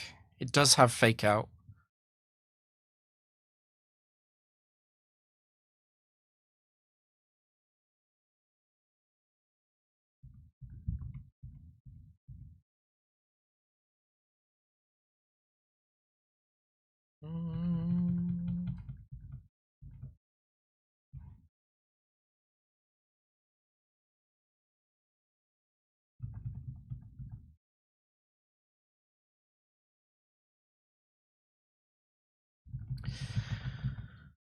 Blissey's not a bad sack into Earthquakes as well.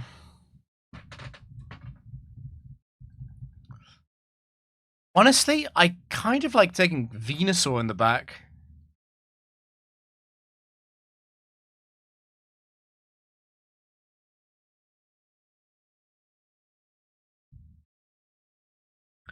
Never mind.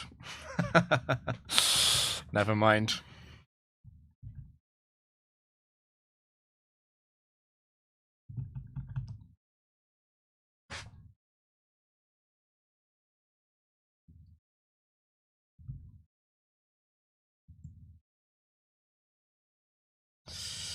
Wooing 1 is appearing again. He wants to be in the next video so badly. But it's Glalie story, not Woorain's. It's the worst thing I do. What's the worst thing that happens when I lead Arcanine up? Do I need to think about the Flamethrower crit into Manectric? Or the Crunch crit into Gengar? I'm a bit worried about Protect, to be honest. I could just split target. It's not too bad. Sludge Bomb probably does 2-shot the Arcanine. I'm not intimidated. Haley. That's good, actually. I like that. It's really difficult to think of a good script for the Gen 3 weather hallucination bug, though. That is not just gonna send everyone to sleep.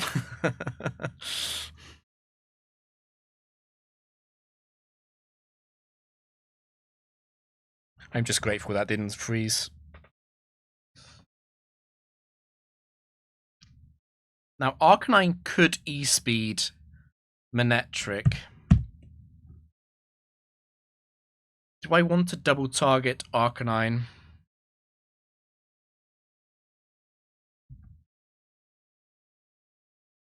Because, like, Blissey doesn't really care about Walrein.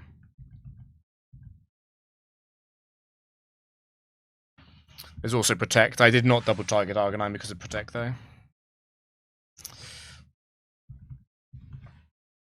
Or the biggest thing about it is I'm trying to explain how the AI operates to, like, a completely new person to it. It's one of those things where, like, the video is going to be called, I don't know, like, the biggest Gen 3 AI glitch or something. But what it really is a it's actually a tutorial on how the AI works in Gen 3, which is also how the AI works in Gen 4. So I'm smuggling in the vegetables with the dessert. But I need to make it not too boring or difficult to follow. And it's difficult because everyone I speak to already knows how the AI works. It is not a Intimidate Arcanine, but I think Arcanine 1 is pretty effective against random AI. I'm a little bit Earthquake weak if I do this, but I do have Gengar.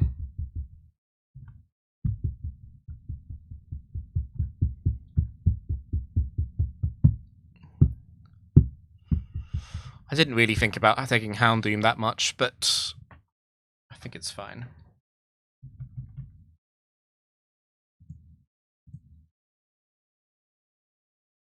Boom, boom, boom. I really want to leave Heracross there, but I probably should damage it. One of those things where Slowbro is not the threat it appears to be because it lacks good doubles moves. It feels like a waste to just attack Heracross, but I should probably do it. I'm obviously a bit worried about the focus band as well. At least Manectric hits second.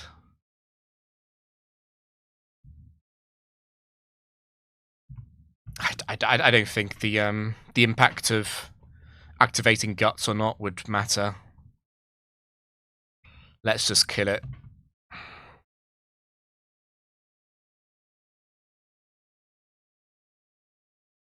It's only bad if Focus Band activates. Okay, nice.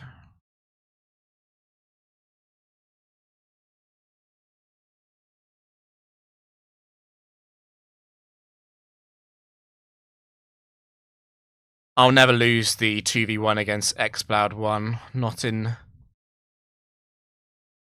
doubles.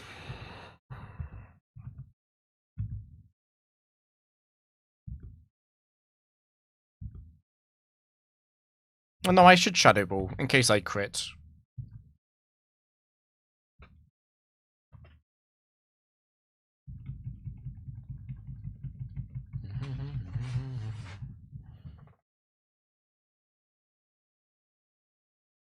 Best thing you can do here is Shadow Ball Gengar.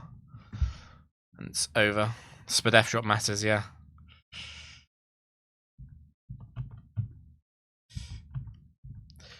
Physical Gengar is one of those Pokemon that it's not that bad. It is a lot better in doubles, though. Where the fact that it does like 40% to a lot of Pokemon, it doesn't matter as much. Yeah, there's a lot of cases like that, and they flipped it for Crunch. Like Crunch started lowering defense after the split. Water. I can take Heracross 1. I'm a little bit nervous about missing moves. Swampert 1 is not as scary as it would be in singles because of the doubles AI. I could also take Slowbro 1.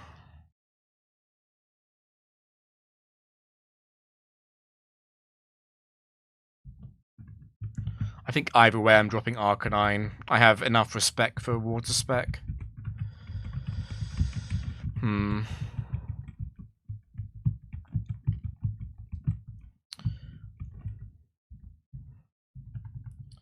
It's fine. Just man up and hit the Mega Horns.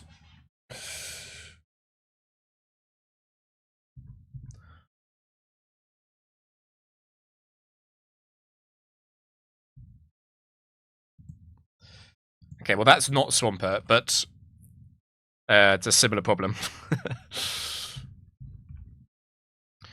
Are we ever going to leave Golduck alive? I feel like we never ever leave Golduck alive. Quagsire 1 is not a problem at all for Gengar. It can't touch it. I guess I should... Should I Confuse Ray or burn it? I'm feeling Confuse Ray, to be honest. Let's Confuse Ray it.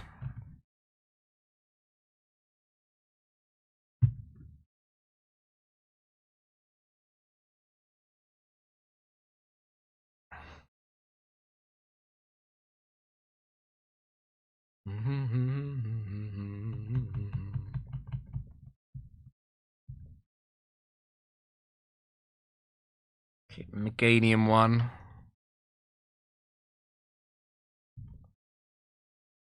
Prove yourself, Physical Gengar. Prove yourself. I don't really believe in this.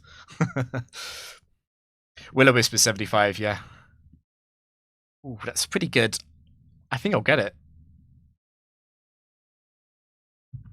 Okay, and Gengar wins against Quagsire.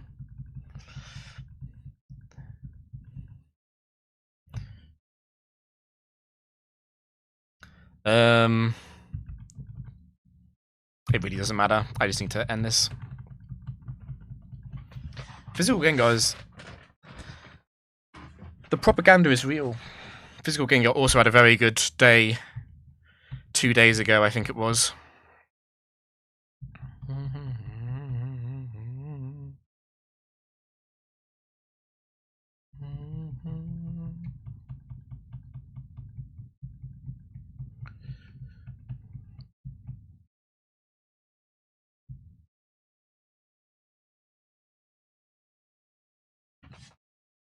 Gengar would look a lot worse if it wasn't next to another fast Pokemon that hits hard.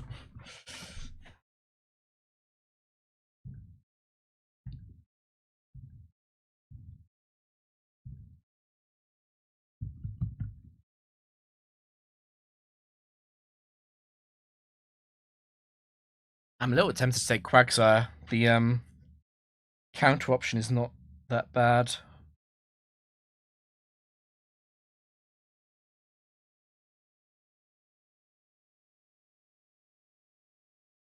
A little bit unusable outside of 1v1s, though, with Earthquake.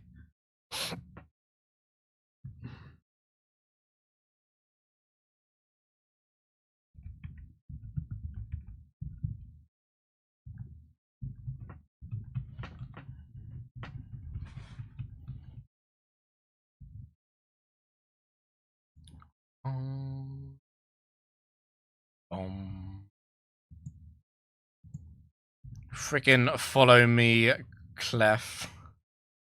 I know what you're going to do. Because Double's AI is active.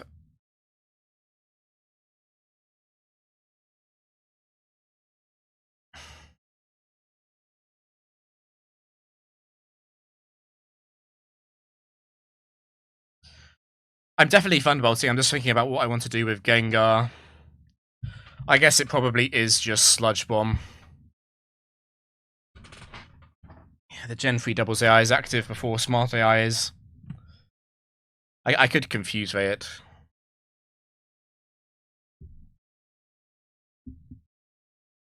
The upside to Sludge Bomb would be Poison. If I can Poison with Sludge Bomb, then I probably do kill Clef.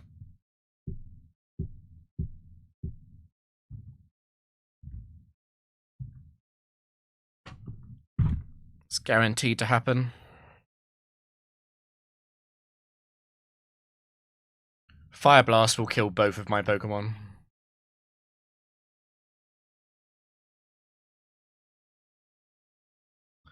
That's not Fire Blast.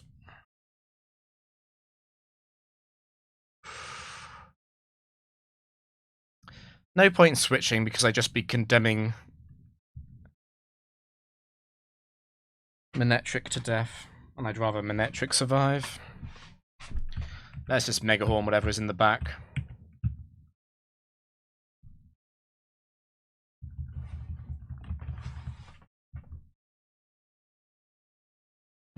Please don't miss.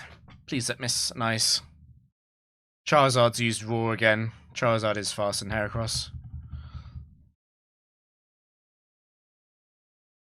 Well done, Charizard.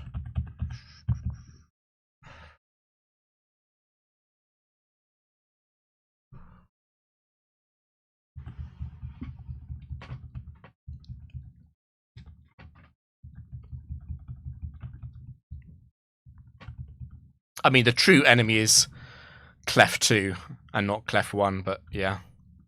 That's the true nemesis. Poison.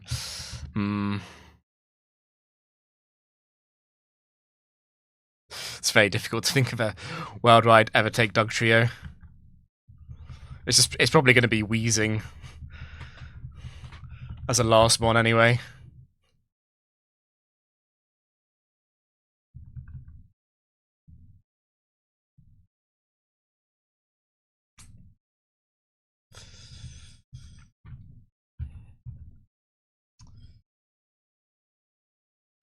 Again, it might be worth Confuse Ray, because the worst thing that Victory Bell can do is Sleep Powder.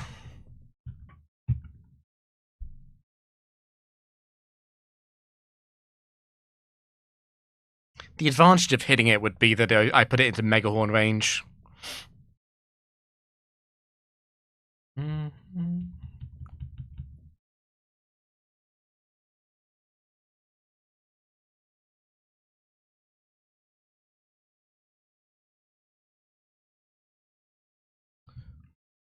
I probably can't kill either of these. Could be Fake Out.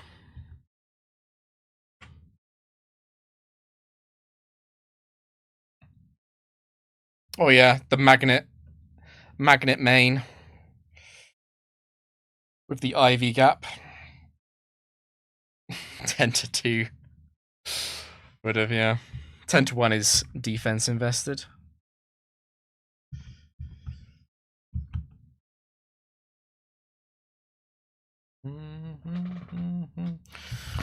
Physical Gengar is showing up today. I'll be taking Kang over Heracross.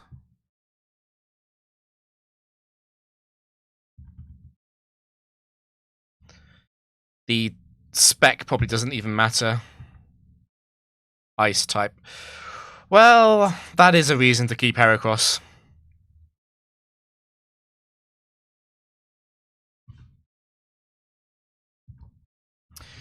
Good chance this is Glalie 1, our hero.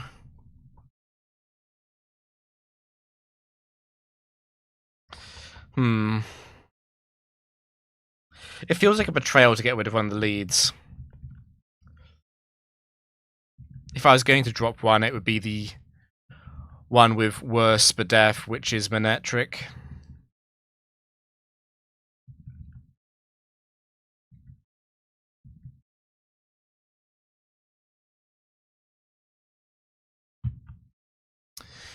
But Manectric is really good against Walrein, and Walrein 1 is quite likely. Yeah, well, whatever. I'm slightly behind on swap count.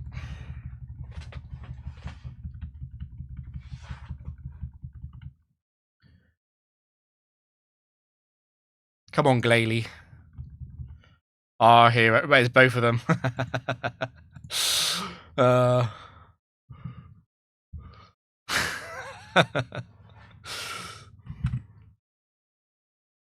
They both have Protect as well, which makes the Fake Out slightly weird.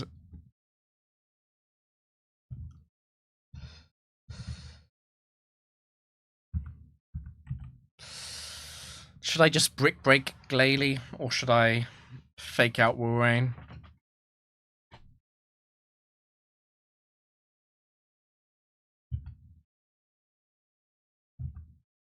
Oh no, I think if it is a Ice Body Walrein, I think the double swing will activate. Yeah, the random IVs is the major thing that I'm thinking about for swap count. Perhaps I should just maximize swap counts for round 6 and 7, though.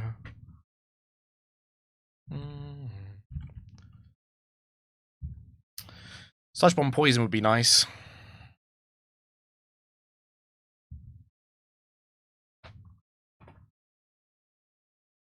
Light Scream Meganium is pretty cool, yeah. Okay, I just double crit. So I think that means it probably is Ice Body.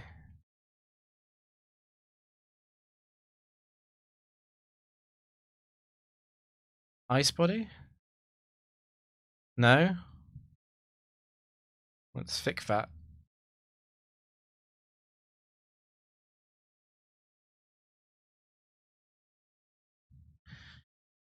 Now, Kang does more damage, but Gengar's secondary effect on Sludge Bomb is better. I think Kang probably does 2-shot from here, though. And I'm going to split target because they both have Protect.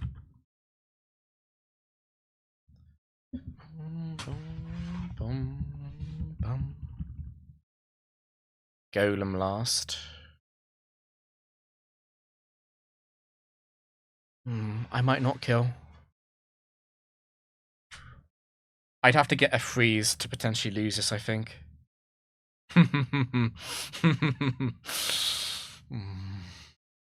Well, I'm about to find out whether or not Brick Break kills Wolverine. I'm a little bit scared of Golem because of counter. I'm not going to kill Wolverine, am I? I'm a little bit... I'm not feeling counter on Kang either, though. I think Golem is probably prevented. It should be prevented from using Earthquake because of Double's AI, though.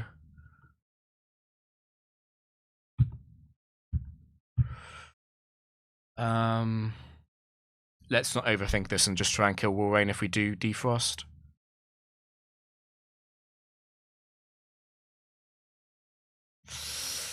That's so close.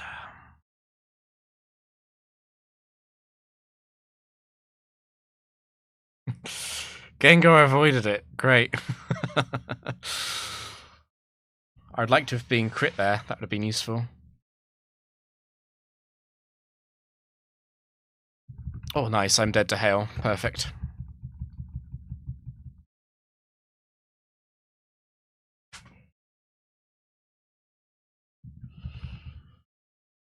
Now, Golem could Quick Claw me, which means I do need to cover the kill on Wolverine. The problem with that is that Wolverine could use Protect.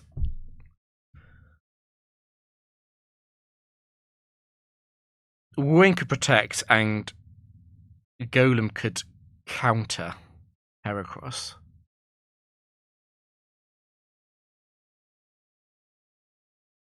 Man. How is this so close? Isn't the answer then to actually reverse the target, even though I do so much less damage with Kang? Because if counter comes into Kang, I don't care.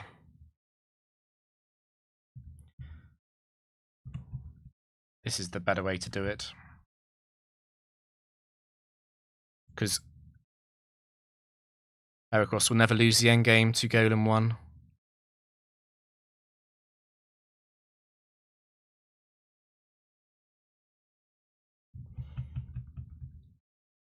Well, I could get Quick Claw, Body Slam, Paralyzed. That's a Quick Claw Rock Tomb.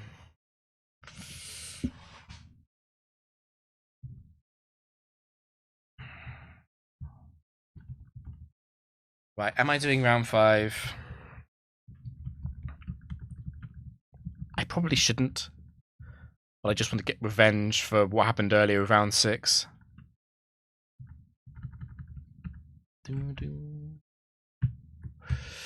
23.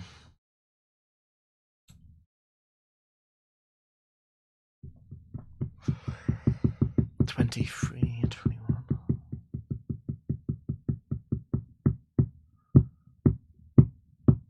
I think I'm kind of on track for it. Yeah, EQ Feigned is still +1, yeah.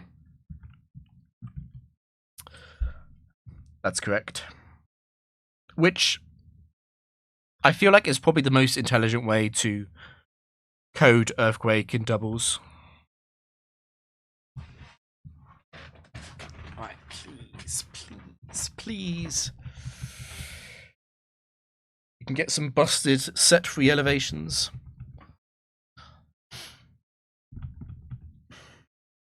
I've just got this feeling that Starmie 2 is going to appear again. Because it just... Okay, so it's a weather spec. Okay. Okay.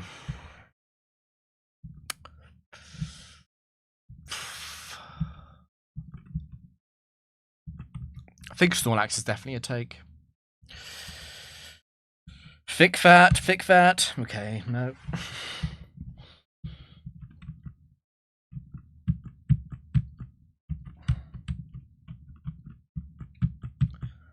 I'm putting Snorlax in the back, and I might be leading Whiscash. It's so bad, though.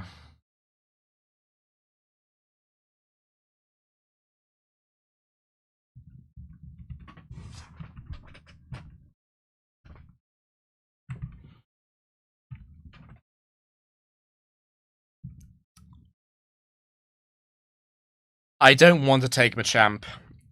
There's a voice inside my head saying that I should take it, though.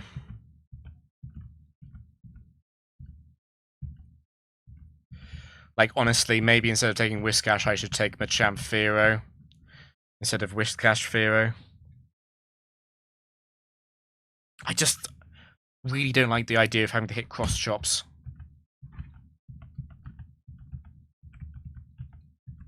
This team is really slow.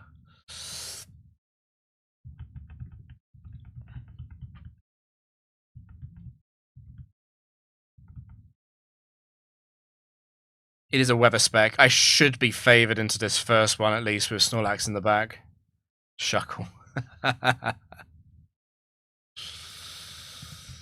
Shuckle.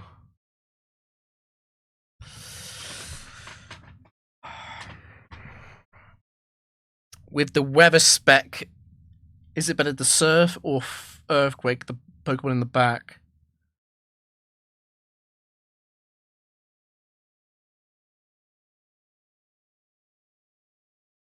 It's probably better to Earthquake, I feel. There are enough waters. Yeah, there are enough waters. And enough electrics.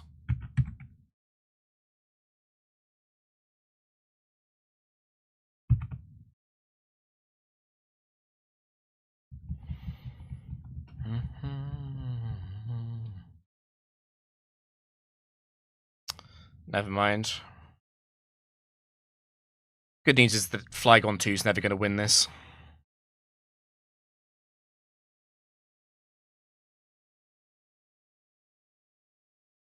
I'm not scared of Shuckle because I have Curslax.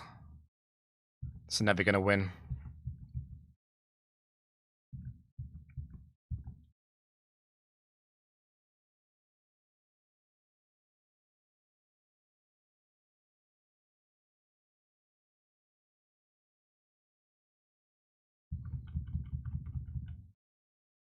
Nice Bright Powder. No reason to stay in for this. Well, the reason to stay in is to try and hit Shuckle for free, but...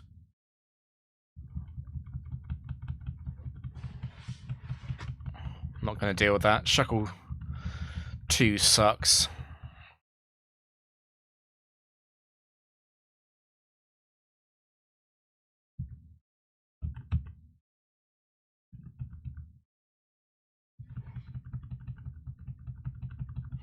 Probably should have used Curse.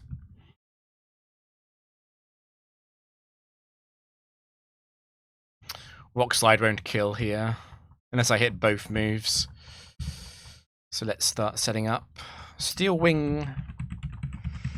The damage probably doesn't make any difference, is it?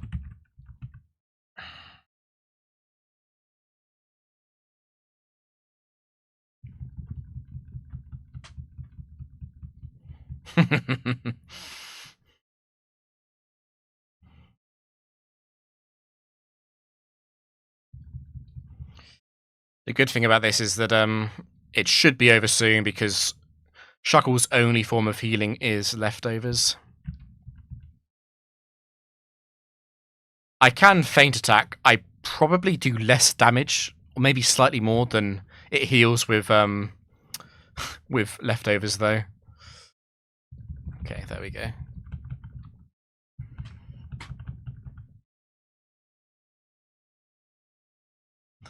Those Pokemon are all bad. Shuckle and Flygon I really don't like, and Blaziken 2 is an attack, special attack EV set, which means it's slow and frail.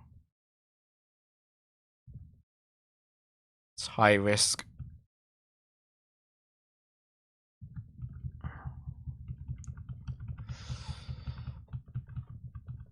I'm kind of hoping 15 IV Snorlax can carry a lot of these situations. Fralicated Jinx.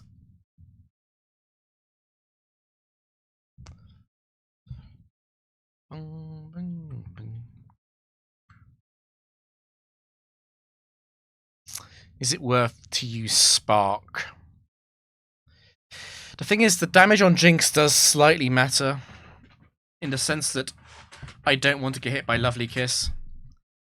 In fact, maybe I want to kill Jinx first. There's an argument for it.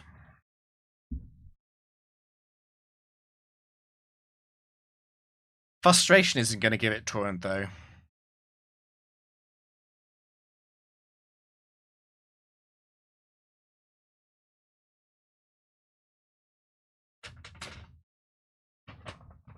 It should Scary Face Fearow most of the time.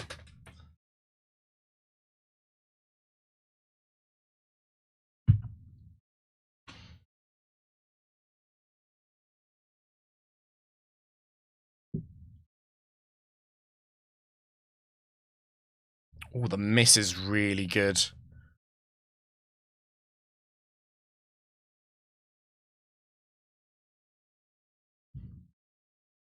I am slower than Jinx anyway with Whiscash. Let's finish off Relegator. So I can hit the Pokemon in the back with Earthquake, hopefully. Never mind. That's fine. That's better than Lovely Kiss. Much better.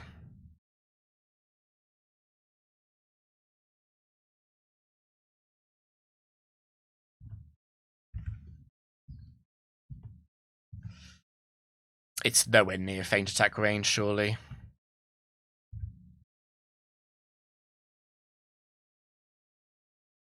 Band is deaf.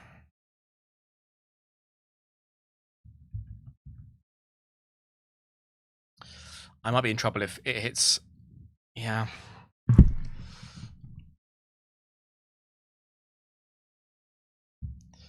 What's annoying about this is that I think Jinx is going to survive Rock Slide.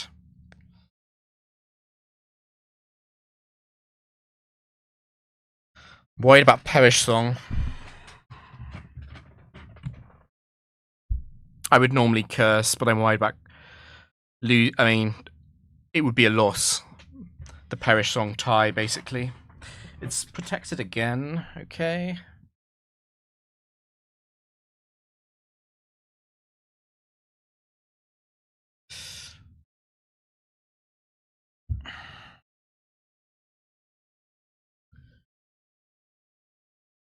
Did almost 90 damage.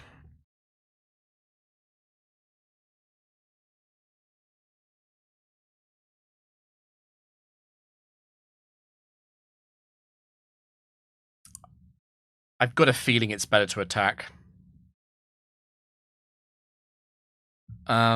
Surf and Rock Slide probably don't kill Aero.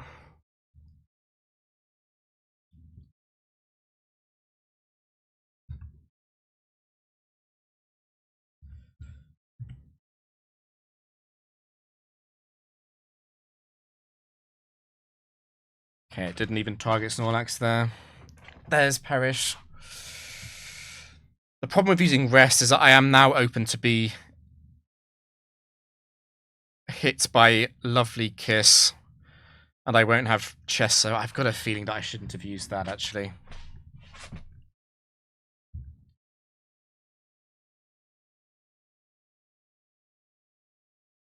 I'm kind of tempted to use Earthquake on Whiscash, you know. I do a lot of damage to Snorlax, but I also kill Jinx with it.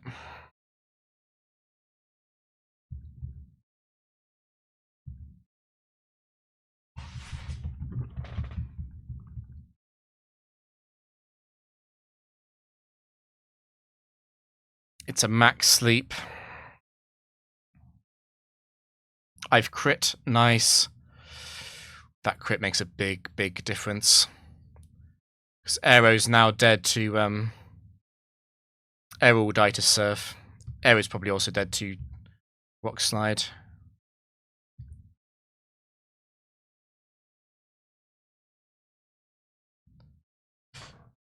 Please wake up, Whiscash, come on. And don't miss the Bright Powder.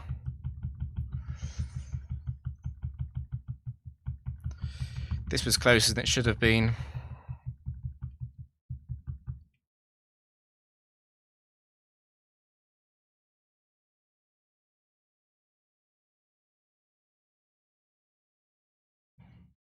It's a tie, yeah, and then I lose.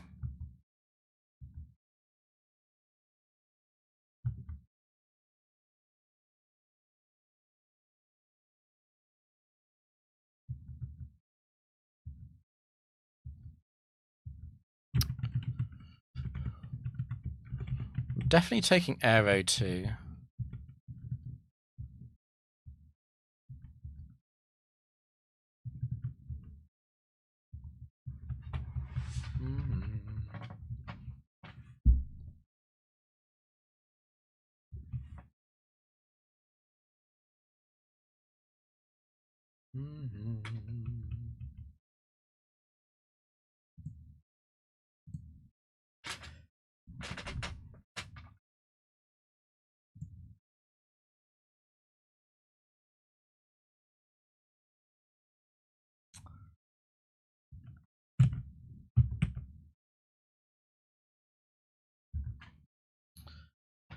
It might be better to hit the Glalie slot than the Vileplume slot. Just because Vileplume 2 is going to do absolutely nothing and then lose to Snorlax.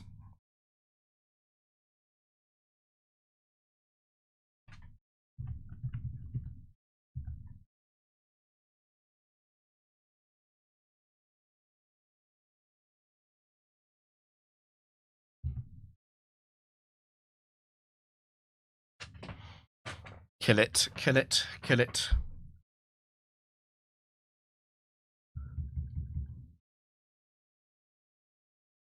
I'm actually going to reset the band so that I can lock into Aerial Ace later.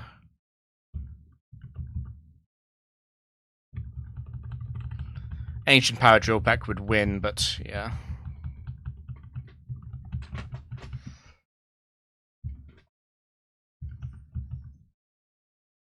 Bum, bum, bum, bum, bum, bum, bum.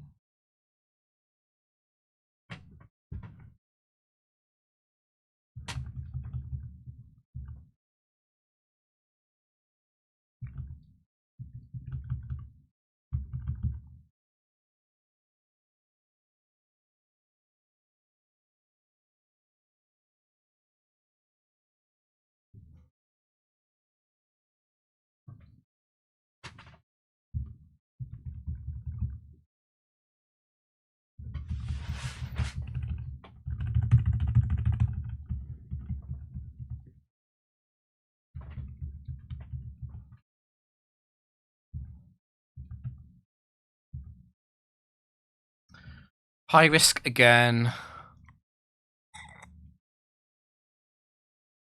Jolteon 2 is the one without speed investment. I'm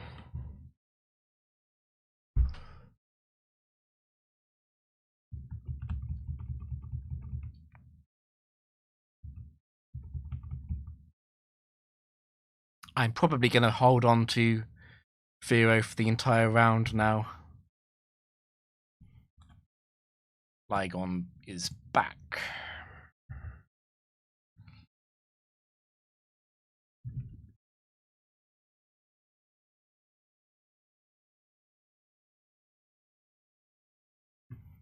Honestly, do I lock into Ancient Power or Earthquake? Or Aerial Ace even?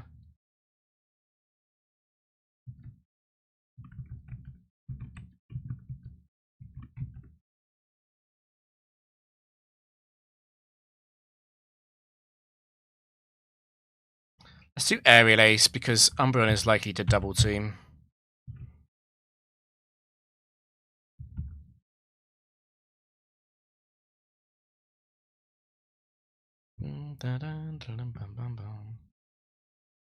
There's the forced sunny day because of broken Gen 3 weather.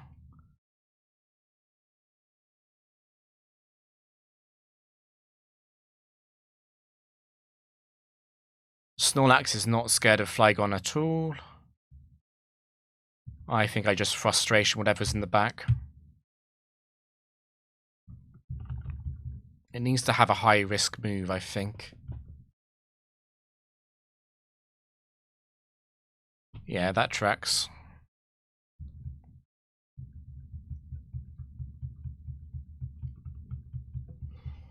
So unless Solar Beam crits or Fire Blast crits, okay, never mind. I was about to say I've won. Crit? Nope.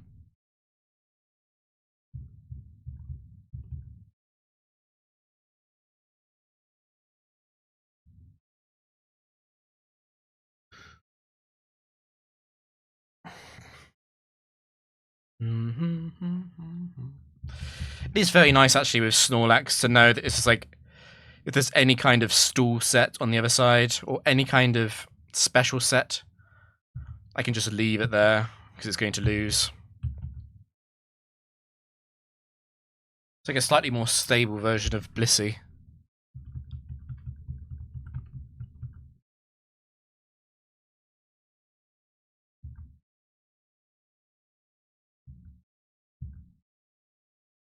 Water type. If there was ever a reason to take Flygon, but I don't want to get iced. Slow and steady.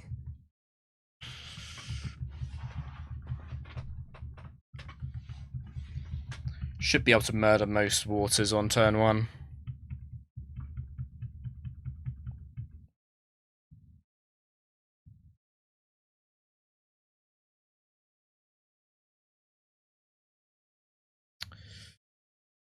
A little bit worried about Focus Band, but I think I still just run into it.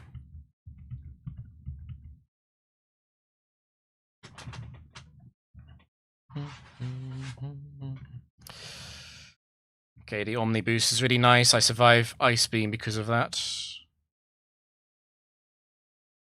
Probably survived Ice Beam anyway. Good, good.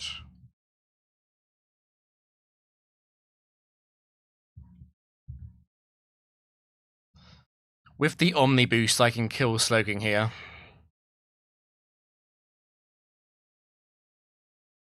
Which feels worth it. On the other hand, I really, really can't lose to Slowking with Snorlax ever. I think I'll probably one-shot Golduck with Ancient Power at +1, but if in case I don't, I'll finish it off. Never mind.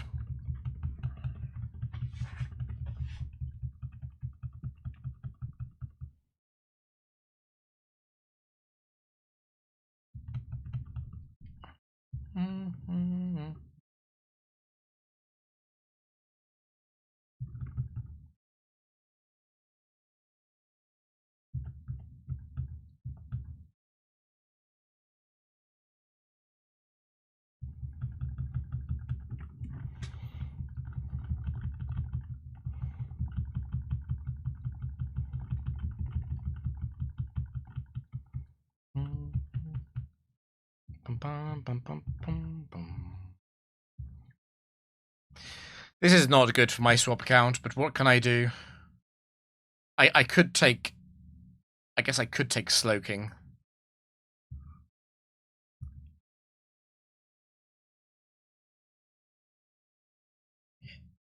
Much, much more stable to keep Snorlax in, though. Could take Slowking over Fearow. Because Earthquaking is slightly overrated. I'm very likely to be blocking into Aerial Ace this game anyway. But it is a swap for the sake of swapping. And the combination of Aero Fearow kills so many things on turn 1.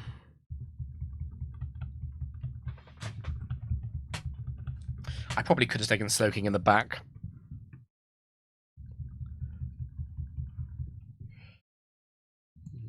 There's Machamp.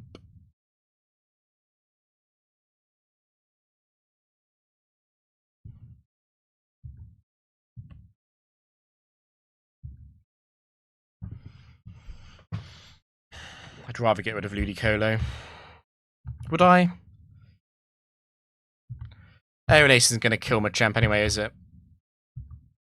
I'd have to double target it. Machamp is quite likely to bulk up. I'll expose the fighting type in the back this way at least. So I'll have an option on what to hit. Blaziken. They'll both kill Blaziken, so this is over unless... Yeah. Unless that was a cross-chop crit.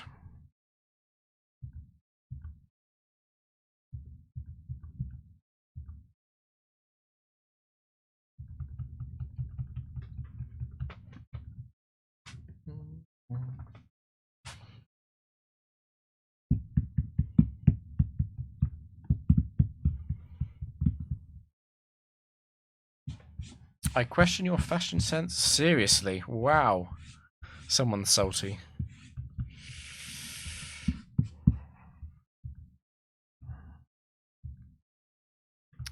High risk with no... I could take Ludicolo. It is so much slower than Fearow. It's also a terrible switch in if I want to put it in the back for electric.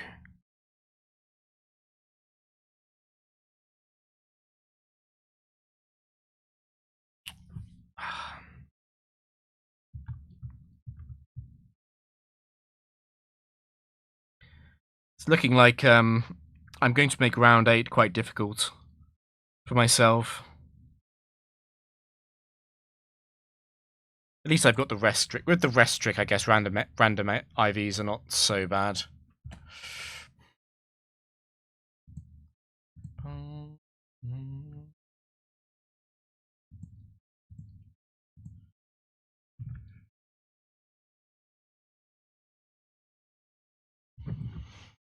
Oh boy, I need to think about the Quick Claw activation for sure. Gonna leave Mischievous 2 there. Because it loses so badly to Snorlax.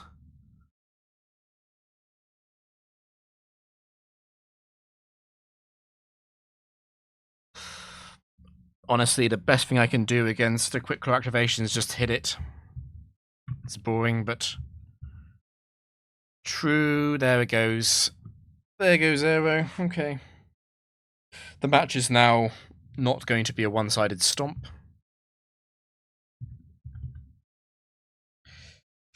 Please Thunderwave Snorlax and not Fearow.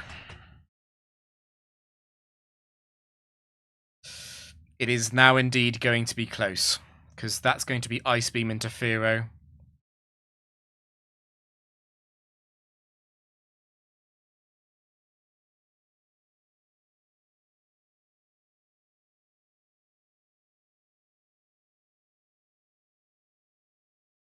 I can just curse up. I'm a bit worried about Ice Beam Freeze.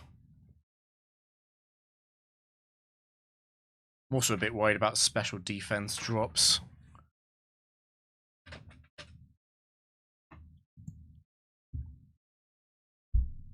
There is very little reason to attack. The last Pokemon is high risk, right? Was this high risk? Pretty sure this was high risk. That's definitely reason to set up curses first.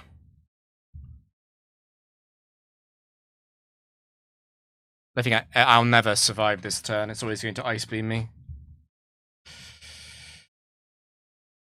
Quick Claw Ice Beam with the Thunder Wave.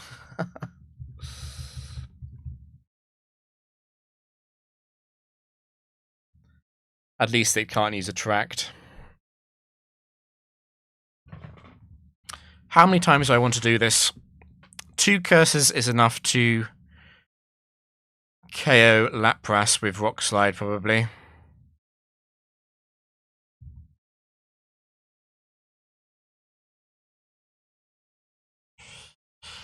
I'll have to be very careful about the exactly that happening, yes. At least I can't get frozen now. I wish I was Thick-Fat. Please don't do this to me, Snorlax.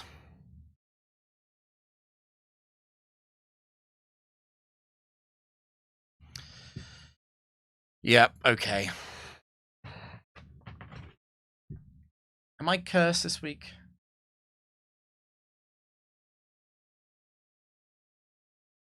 What did I do wrong?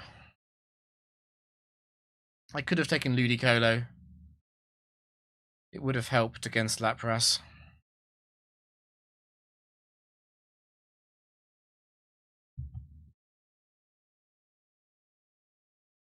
I could have used Rest after the first turn instead of Curse, but like...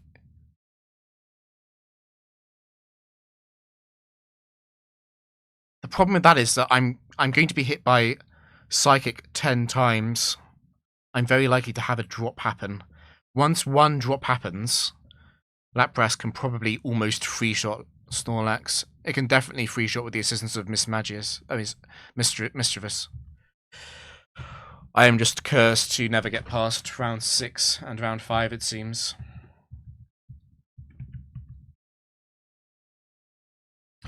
Yeah, I had to curse twice. Rest, take out Lapras with Rock Slide, and play the endgame.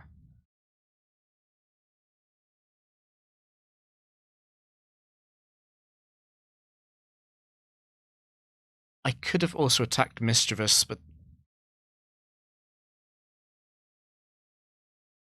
doesn't make sense to do that. It makes much more sense to just go for Lapras.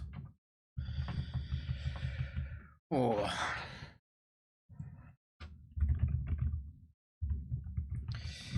It happens. See if I've got a raid target.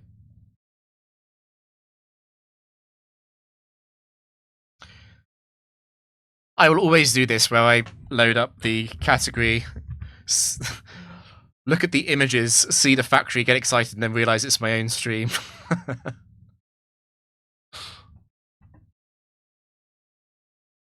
I'm not seeing any Frontier.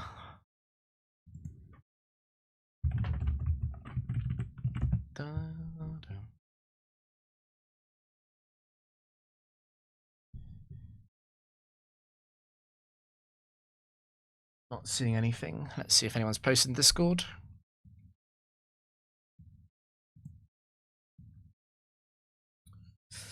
Is Tristan still alive?